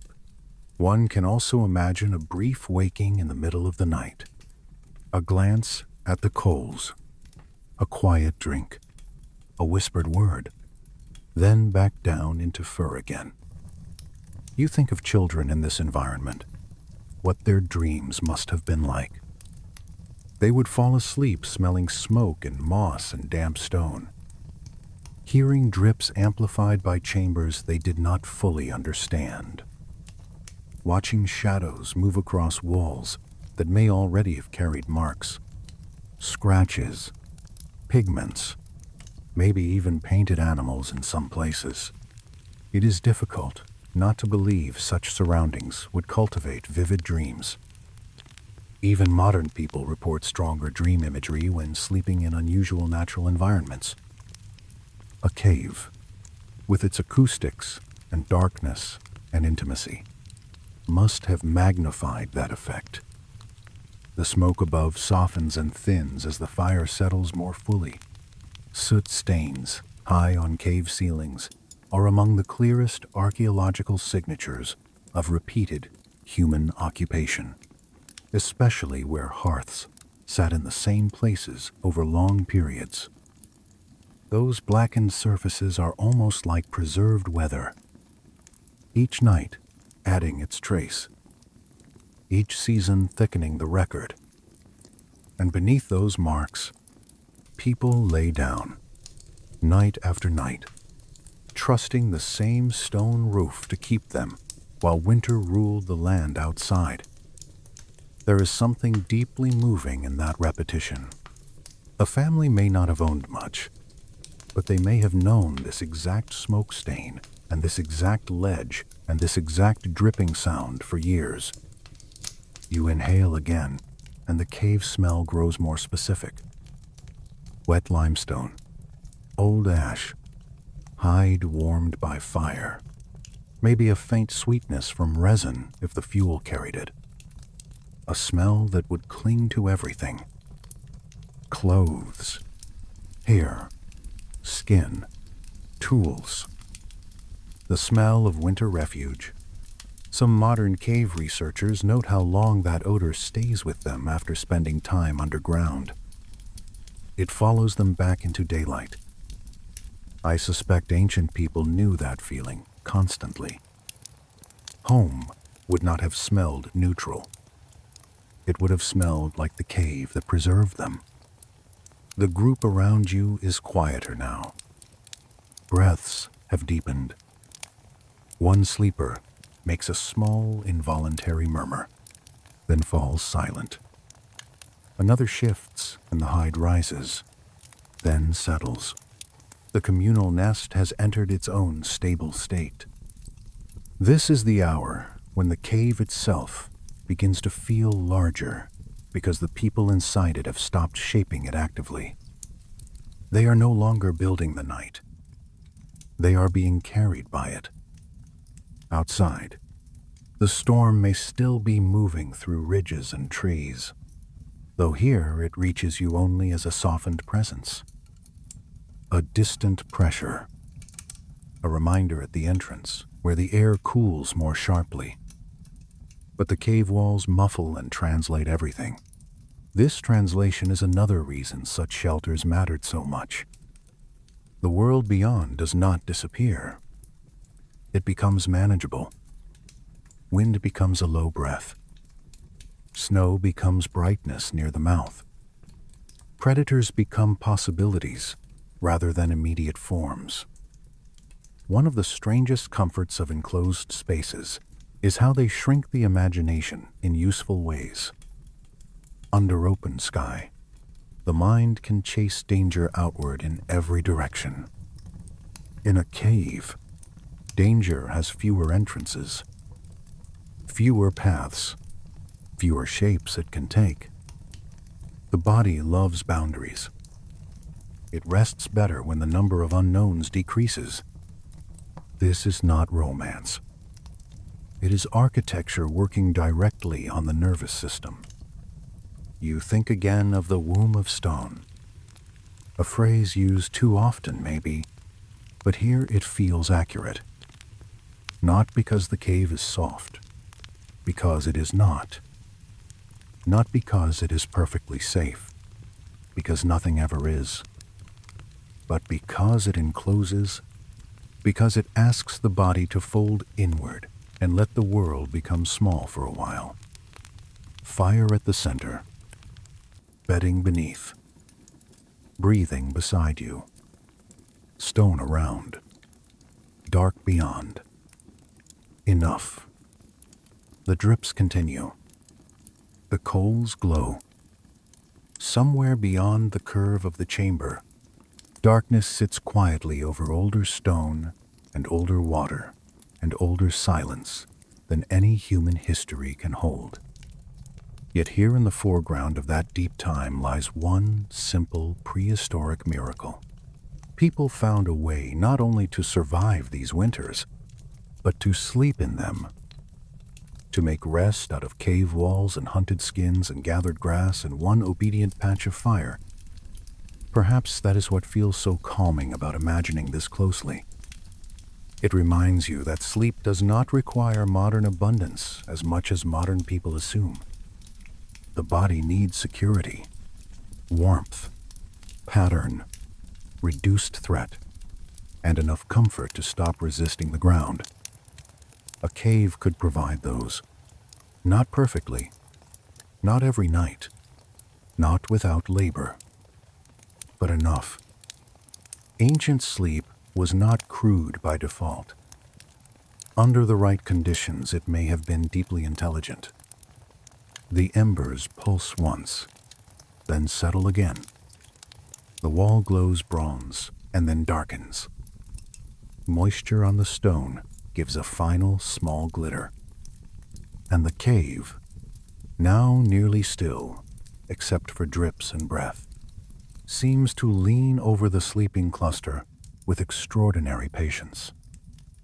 Not rushing the night, not hurrying the dream, just holding its temperature, its scent, its quiet acoustics, and letting human bodies sink.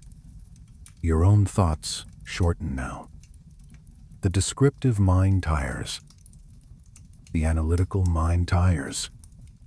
What remains is feeling.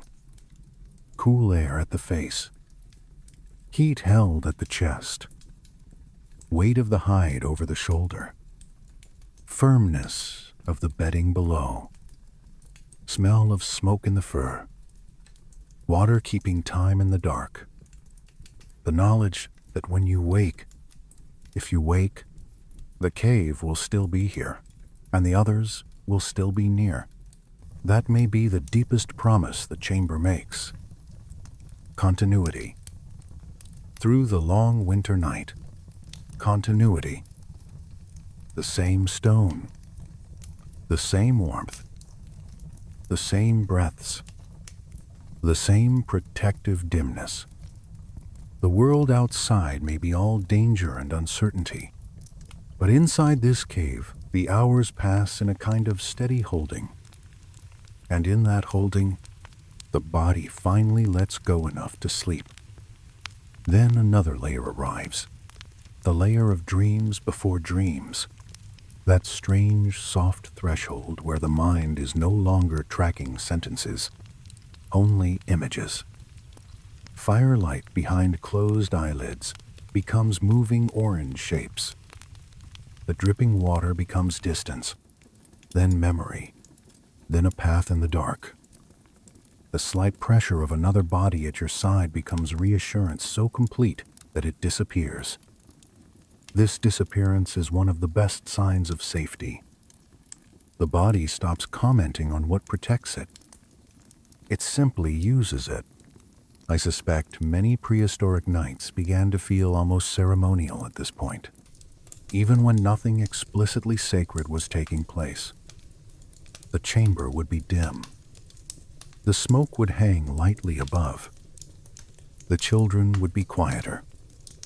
The adults would no longer be doing tasks. Every practical motion would have ended. What remained was only the passage downward into rest, guided by sound, heat, smell, and repetition. It is easy to imagine how such moments could later feed myth and ritual. When the same descent happens night after night in the same place, it gathers meaning whether anyone intends it to or not. You feel how the cave teaches the body to lengthen time. Without bright external signals, without the sharp clockwork of modern light, the minutes stop feeling chopped into pieces. They become more liquid, more like weather than arithmetic.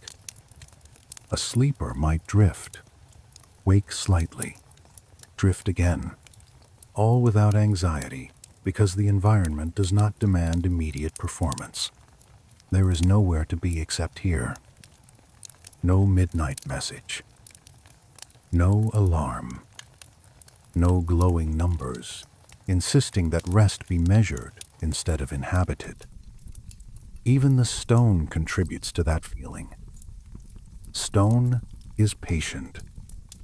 It does not flicker like leaves, or shift like fabric, or whine like timber under cold strain. It simply remains. To sleep beside it is to borrow some of that steadiness.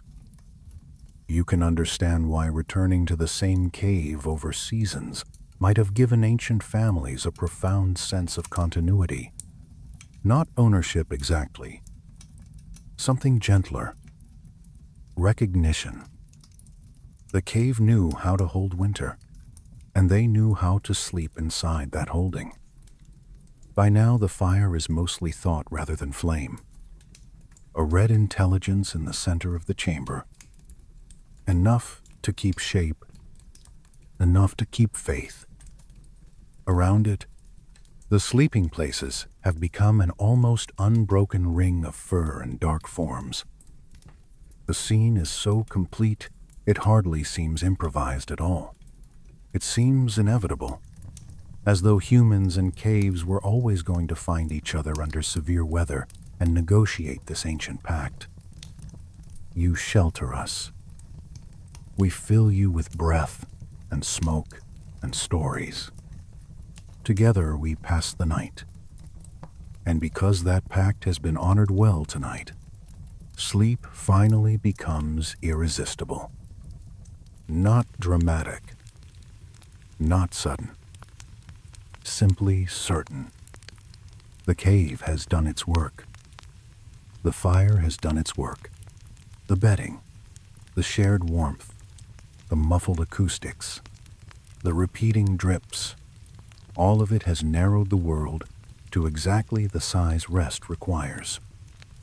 So you let the dark become soft.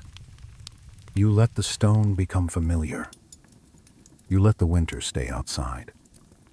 And with the cave holding steady around you, you drift far enough at last that even the dripping water begins to sound like dream language. The night has nearly finished its deepest work now, yet the cave still holds you as if it has no interest in letting go too quickly. This is one of the gentlest truths about sheltered sleep. Waking does not happen all at once. It arrives in layers, the way light reaches the back of a chamber, slowly, cautiously, touching one edge before another. Even before dawn, the body begins to sense a change. The fire has dropped lower, yet its bed of coals remains loyal. The air has shifted ever so slightly. Somewhere near the entrance, the cold no longer feels like a wall. It feels like a waiting thing. You lie still and notice that the breathing around you has changed. During the deepest part of night, it had settled into one broad tide, heavy and even. Now it breaks into smaller patterns. Someone exhales sharply and turns. Another sleeper coughs into a hide and then sinks quiet again. A child mutters from a dream and kicks once before curling tighter into warmth. The cave has not fully awakened, but neither is it fully asleep. It hovers in that peculiar hour when the world seems undecided. Many historians and anthropologists believe that for people without artificial light, the edges of sleep were probably far more gradual than they are for most of us now. There was no alarm to tear the body upward, no harsh lamp, no device demanding instant attention. Morning gathered itself through sensation, cooling embers, a different quality of darkness, the body noticing before the mind formed words for what it knew. That feels right here. You do not wake because you have chosen to. You wake because the cave itself is beginning to change tone. If you were standing here with me, or sitting up slowly from this nest of fur and grass, you would hear that the cave has become quieter in a more delicate way. The snores are fewer now. The drips of water seem farther apart, though of course they are not. The little crackles from the hearth carry more clearly because the sleepers are not sunk quite so deeply. Sound does a strange thing before morning. It sharpens and softens at once. Even a small stir seems important. The bed beneath you has flattened somewhat under hours of heat and bodies. The grasses are warmer now, though the stone under them remains as patient and firm as ever. Your shoulder feels the memory of sleeping on uneven ground. Not pain, exactly, more like a reminder. Prehistoric rest was never perfect luxury. It was successful compromise. The cave never promised softness beyond all discomfort. What it promised was enough relief from exposure that the body could rebuild itself through the dark. By that measure, it has been astonishingly generous. You shift one arm free from under the hide and instantly feel the cooler air brush your skin. That contrast is vivid and almost pleasurable. Warmth has collected under the coverings all night, and now the cave air at dawn feels like a fresh cloth laid across the forehead.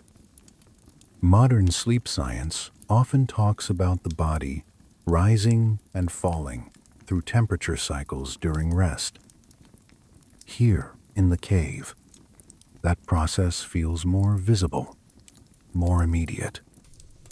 The environment collaborates. Cool air above, heat below, breath all around. Stone making sure nothing changes too quickly. A faint brightness has begun to gather near the entrance now. Not a beam exactly. More like the dark there has thinned and lost some of its certainty. Snow outside, if it still lies against the mouth of the cave, will make the earliest light even stranger, reflecting it back in a pale wash that belongs neither fully to night nor fully to morning. You can imagine why this would have felt quietly magical. To open your eyes after a long winter sleep and see the threshold glowing white would be like watching the world remember itself. Some archaeologists note that entrances to winter shelters often show the heaviest traces of repeated foot traffic, ash disturbance, and tool use. That makes sense. The morning threshold mattered. It was where sleeping life turned back into working life. Someone would need to stir the coals, clear drifted snow, test the air, listen for animals, decide what kind of day had arrived. The cave was never only a bedroom. It was a machine for survival with a very soft center. The waking hour reveals that clearly. There is a tenderness in how the group comes back. No one rises grandly. No one looks noble in the first moments of dawn. They groan. They blink. They scratch sleep from their skin and rub stiffness from knees and backs. A hide slips and must be pulled up again. Someone reaches blindly for a child and finds them still there. Another hand goes automatically toward the hearth, feeling for heat before the eyes are fully open. These gestures are so ordinary they almost disappear, yet they may be the very fabric of human continuity. Whole civilizations are built on mornings like this, on small, competent movements performed before speech has fully returned. Honestly, I have always found that one of the most moving things about imagining ancient life closely, not the spectacular hunt, not the grand myth, the morning after survival, the simple fact that people woke inside this cave, sore and smoky and sleepy, and began again. The brightness near the entrance strengthens. More sleepers notice it now, even with closed eyes. The body senses change through the lids. Someone sits up, slowly enough that the bedding only whispers beneath them. Their silhouette passes between you and the pale opening for a moment, and then settles near the hearth. A stick nudges the coals.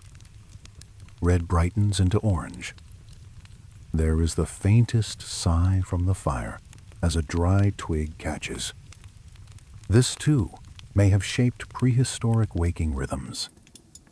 Firelight at dawn would not merely illuminate, it would reassure. The cave is still ours. The warmth can continue. Nearby, a child finally wakes for real. Not with a cry, only with the bewildered silence of someone returning from deep sleep into a chamber they know by smell before they know by sight. They lift their head. Hair catches ember glow. A small hand rubs at one eye. Then they lean, instinctively and without thought, into the nearest warm adult body. If ancient sleep had a philosophy, perhaps it was simply this: return to warmth first. Ask questions later. The cave smells different in the morning. Overnight smoke has settled into hides and hair, The fire at dawn smells cleaner as new twigs catch. Damp stone remains, but now there is also the smell of lived-in bodies coming back to motion, of old ash stirred, of morning breath in cold air. Not pretty in the decorative sense, perhaps, yet profoundly reassuring. The nose tells you the refuge held. The same cave, the same people, the same world, still in place. Scholars debate how fixed winter cave occupation really was. Some believe many groups stayed only briefly, moving often to follow food and reduce pressure on local resources. Others point to repeated soot, dense bedding traces, bones, tools, and use wear as evidence of longer seasonal returns. I suspect the truth differed by place and year and weather. But even a few nights, repeated across generations, would be enough to make this chamber meaningful. The body does not need permanent ownership to form attachment. It only needs repeated shelter. You watch as one sleeper after another drifts upward into consciousness. The group does not snap awake. It blooms awake. First, the person closest to the fire. Then, a parent. Then the child who has already decided they are hungry. Then an elder who takes more time and presses a hand to a knee before shifting position. Each waking seems to tug gently at the next. This too is communal. Sleep was shared, and waking is shared. The whole cave seems to pass from one state into another, like a single creature changing breath. There is humor here too, quiet and unforced. Someone has clearly stolen more of the hide than fairness allows. Another sleeper discovers they have spent part of the night with a foot where no foot should reasonably be. A groggy face appears from beneath fur, looking mildly betrayed by the concept of morning itself. Human beings do not become solemn just because the past is ancient. I suspect plenty of cold dawns in caves included an exchange of sleepy irritation that would sound very familiar now. The pale light at the entrance reveals the texture of the cave more clearly. What the fire turned dramatic, dawn turns honest. Walls that seemed full of spirits in the night become stone again, though not ordinary stone. Mineral streaks, small shelves, places where hands have touched repeatedly over time and subtly polished the surface. If there are markings or paintings nearby, this is the hour they would emerge differently. Steadier, less animated, more like companions who have survived another dark with you. The cave by firelight is a dream. The cave by dawn is memory. One of the most fascinating things about ancient sleeping spaces is how many different kinds of evidence they can preserve. Ash layers, burned bone, displaced stones, compressed plant matter, footprints in clay, soot on ceilings, sometimes the ghost of a bed. These traces remind us that sleep itself leaves archaeology, even if it leaves it quietly. Rest is not invisible. Nights accumulate in a place. They press into the floor, darken the air above, stain tools with handling, shape the very use of space. The cave holds nights physically. You sit a little higher now, still wrapped, still reluctant to fully leave the warmth gathered under the hide. This is the best part of waking in winter. Perhaps not getting up, delaying getting up while the world brightens and the body remembers itself. There may be hunters who rise quickly, practical and alert, already thinking of tracks in snow or the condition of the sky. There may be others who wait and tend to the children and stir what is left from the evening meal. Morning work divides according to need, but for one brief span, everyone shares this same fragile pause. The tasks have not yet begun. The cave is still more nest than workshop. Outside, the day is waiting with all its usual severity. Cold, wind, hunger, distances to walk, wood to gather, water to fetch if a closer source is frozen or inconvenient. The endless arithmetic of survival. Yet you can feel why the night mattered so much. Sleep here was not escape from life. It was what made life outside possible. No amount of bravery can replace restored warmth, loosened muscles, calmed nerves, and a body that has drifted through hours of guarded stillness. The cave has returned people to themselves. A parent rises now and folds back part of a hide to free a child. The little one complains softly at the loss of heat, then brightens when they see the rekindled hearth. Small hands extend toward the warmth. An elder clears their throat and reaches for a tool resting where it was wisely left close overnight. Another person moves toward the entrance and begins clearing the packed drift that has crusted near the threshold. With each movement, the chamber shifts from sleep space to living space. But the transition is gentle. Nothing is wasted, not even the softness of waking. You know that some historians think people in long winter darkness may have slept more overall, perhaps significantly more than many modern people do now. Darkness invites it. Physical labor demands it.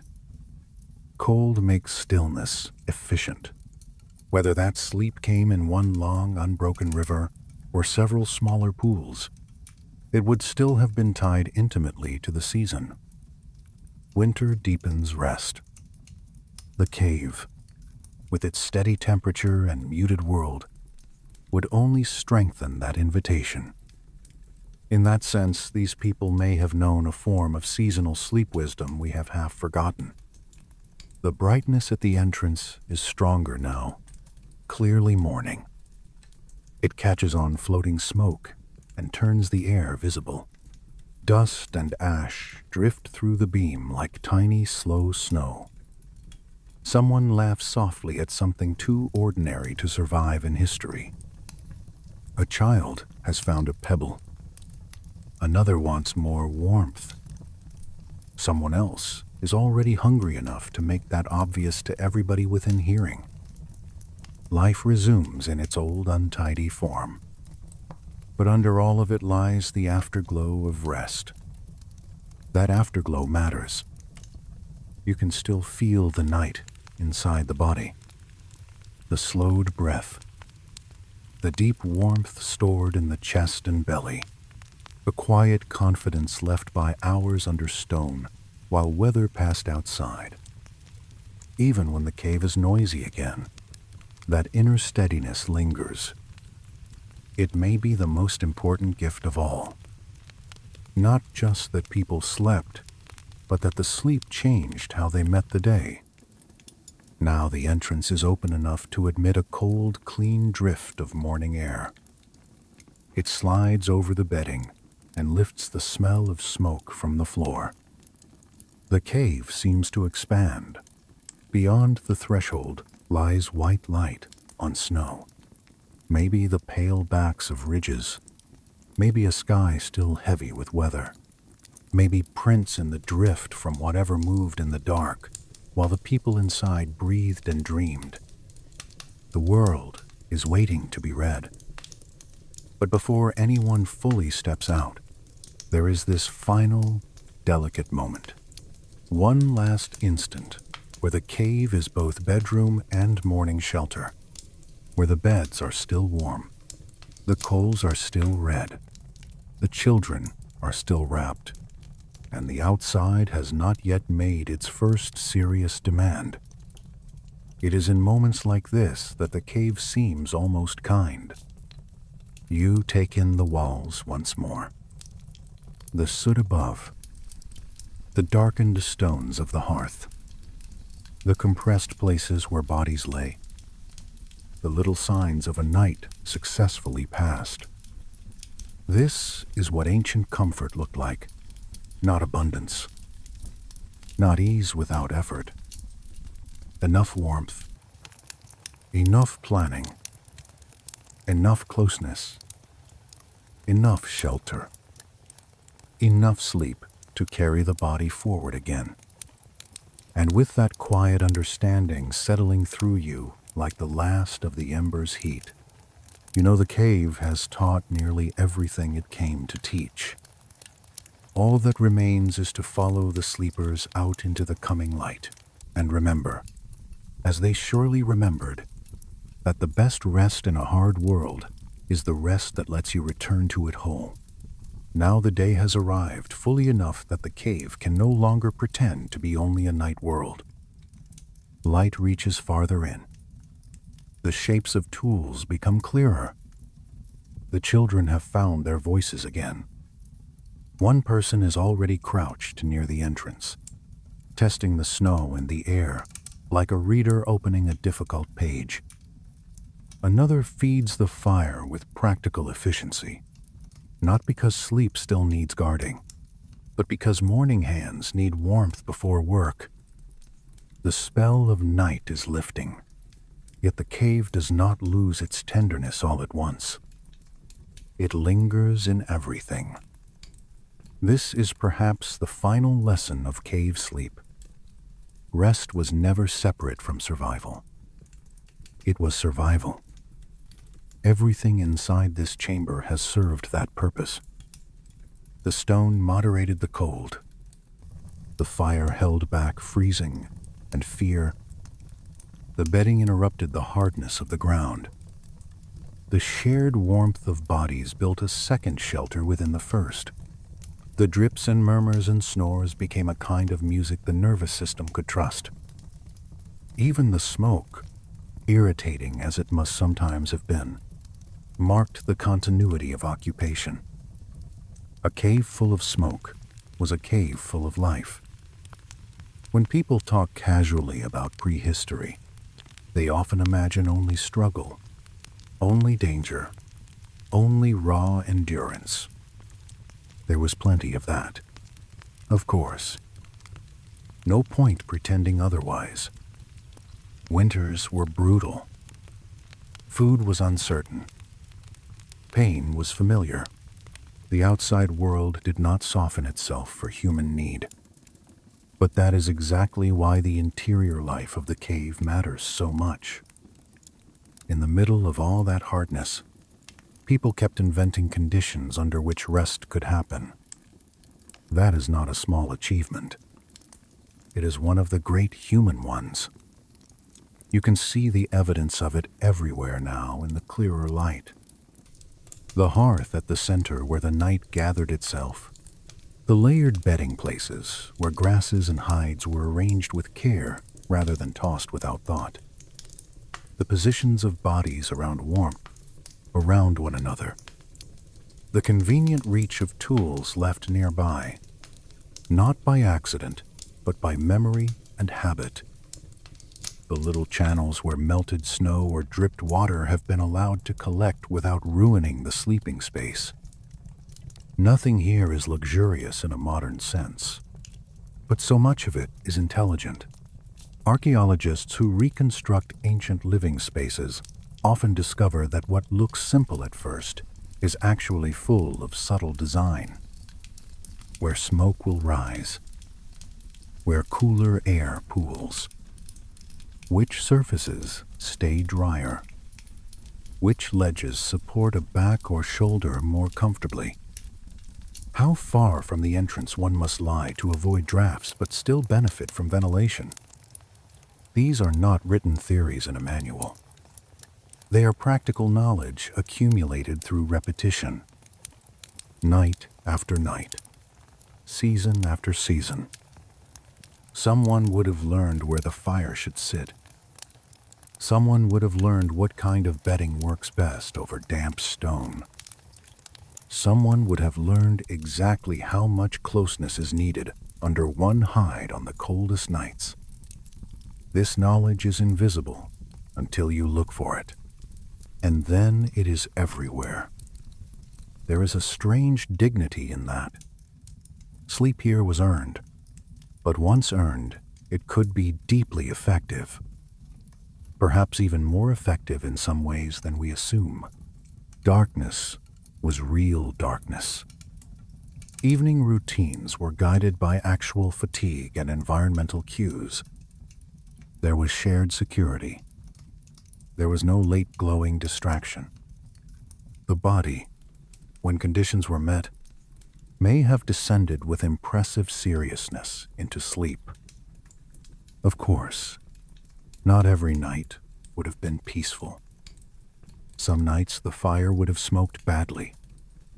Some nights the wind would have driven too hard at the entrance. Some nights a child would have been feverish, or a hunt unsuccessful, or pain in old bones too sharp to ignore. Some nights the fear of weather or predators might have kept everyone lighter and more alert. We should allow the past its difficulty, but we should also allow it its competence. Ancient people were not merely enduring by accident. They were solving problems continuously, including the problem of how to sleep in winter without dying from the attempt. If you were standing here with me now, at the edge of the waking cave, you could almost chart the whole night backward just by looking. The child-sized hollow in the bedding, the soot above the hearth, the damp patches farther in where no one sensible would sleep, the flattened place where an elder likely rested because it sits nearest both warmth and support, the tools placed within easy reach, the path to the entrance already opened by many mornings before this one. The cave remembers the body. The body remembers the cave. I have always found that deeply comforting. Not only that, humans adapted, but that they adapted in such recognizably tender ways. They did not merely build barriers against winter. They built spaces for children to sleep. They pulled hides over one another. They learned which grasses made better beds. They sat by coals before dawn and coaxed warmth back into the morning. That is not just survival. That is care, organized against the cold. By now, the first few members of the group are outside or close to it, reading tracts, checking sky, beginning the next chapter of the day. Those who remain inside move more slowly. A child still yawns beside the hearth. Someone rubs stiffness from a wrist. Another rearranges bedding not because it matters now, but because tonight will come again, and a little order laid down in daylight is a gift to the future dark. This is another quiet genius of cave life. The night never truly ends. It folds into preparation for the next one. There is probably food to think about, wood to gather, snow to clear, clothing and hides to dry or mend, water sources to check, maybe stories to tell from the dreams that came in the deepest hours. Historians of sleep sometimes note that in older societies, dreams could carry social weight. A dream might be discussed, interpreted, remembered. In a world where the nights were deep and vivid, and the boundary between dream and waking less constantly interrupted, perhaps dreams did matter more. It is easy to imagine a morning in which someone says they dreamed of deer or storm or moving water. and the others listen because why would they not? The night belonged to everyone. Its visions might as well. The cave in daylight is less mysterious, yet in some ways more beautiful. Firelight makes everything intimate. Morning light makes everything true. You see the mineral colors in the rock more clearly now. The gray, the rust, the pale veining. You see how smoke has darkened one part of the ceiling but left another nearly clean. You see the actual narrowness of the entrance compared with the comforting exaggeration it took on during the storm. You see the tracks of use, human use, repeated enough to change the place. Some scholars argue that caves may have functioned as recurring winter homes for certain groups, places returned to over and over because they had already proven themselves. Others think many were more temporary. Either way, return seems important. Even a temporary shelter revisited across years acquires memory. A child might remember that this was the cave where they first slept through a full storm. An elder might remember another winter, another fire, another relative no longer present. Shelter collects human feeling. Stone outlasts the moment, but it still gathers it. There is a soft melancholy in that realization, not a painful one. More like deep time touching the present gently. So many nights like this have passed unrecorded, except in ash and soot and bone and compressed grass. So many people lay down in cold countries and trusted stone, fire, hide, and one another enough to sleep. We do not know their names, but we know something more intimate. Perhaps we know the arrangement of their rest. We know the practical tenderness of their choices. A modern person might be tempted to ask whether this kind of sleep was really better. Better than what? Better than warmth at the turn of a dial. Better than thick mattresses. Better than sealed windows and guaranteed roofs. In comfort, probably not. But in rhythm, in environmental coherence, in the deep agreement between body and setting, perhaps there was something here we should not dismiss. A cave at winter night gave the body many of the cues it evolved with. Darkness, cool, stable air, firelight, shared safety, physical fatigue, patterned sound, a clear separation between outside threat and inside refuge. It is not difficult to imagine genuinely restorative sleep emerging from that combination. And then there is the simple psychological piece of enclosure. The world outside may be vast and merciless, but here its scale was reduced. One entrance, one hearth, one circle of bodies, one piece of night managed successfully. Human beings often rest best when the size of the problem is made smaller. A cave does that. It does not solve winter forever. It solves this night. And when dawn comes, that solved night becomes confidence. You can feel that confidence now in the bodies moving about the chamber. They are not triumphant. They are practiced. That may be even better. They know how to begin again because the night did not break them. Sleep has done what it was meant to do, warmed what was cold enough, loosened what was tight enough, quieted what was frightened enough, left behind enough strength for the next set of tasks. That is success in its oldest form.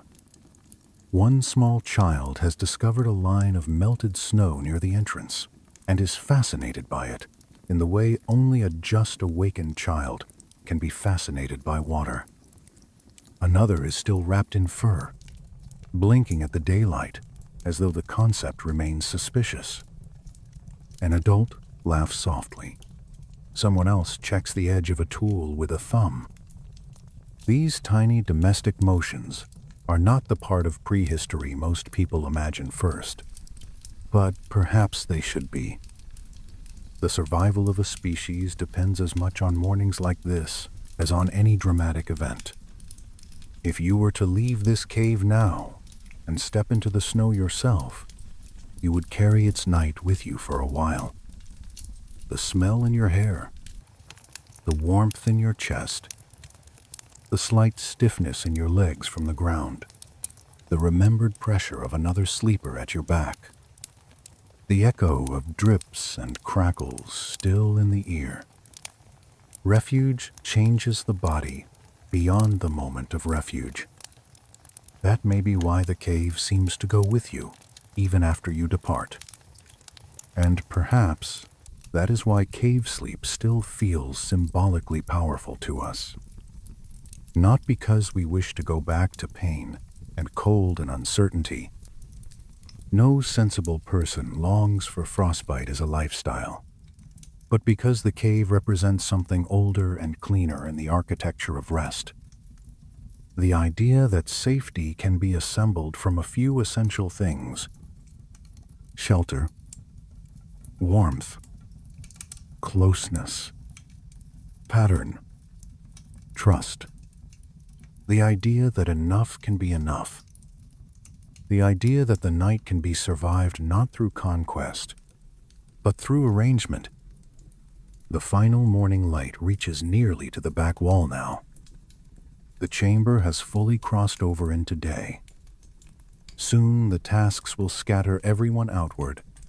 Soon the cave will fall quieter until evening returns and bodies come back with smoke in their hair, weariness in their joints, and the old desire to be enclosed again.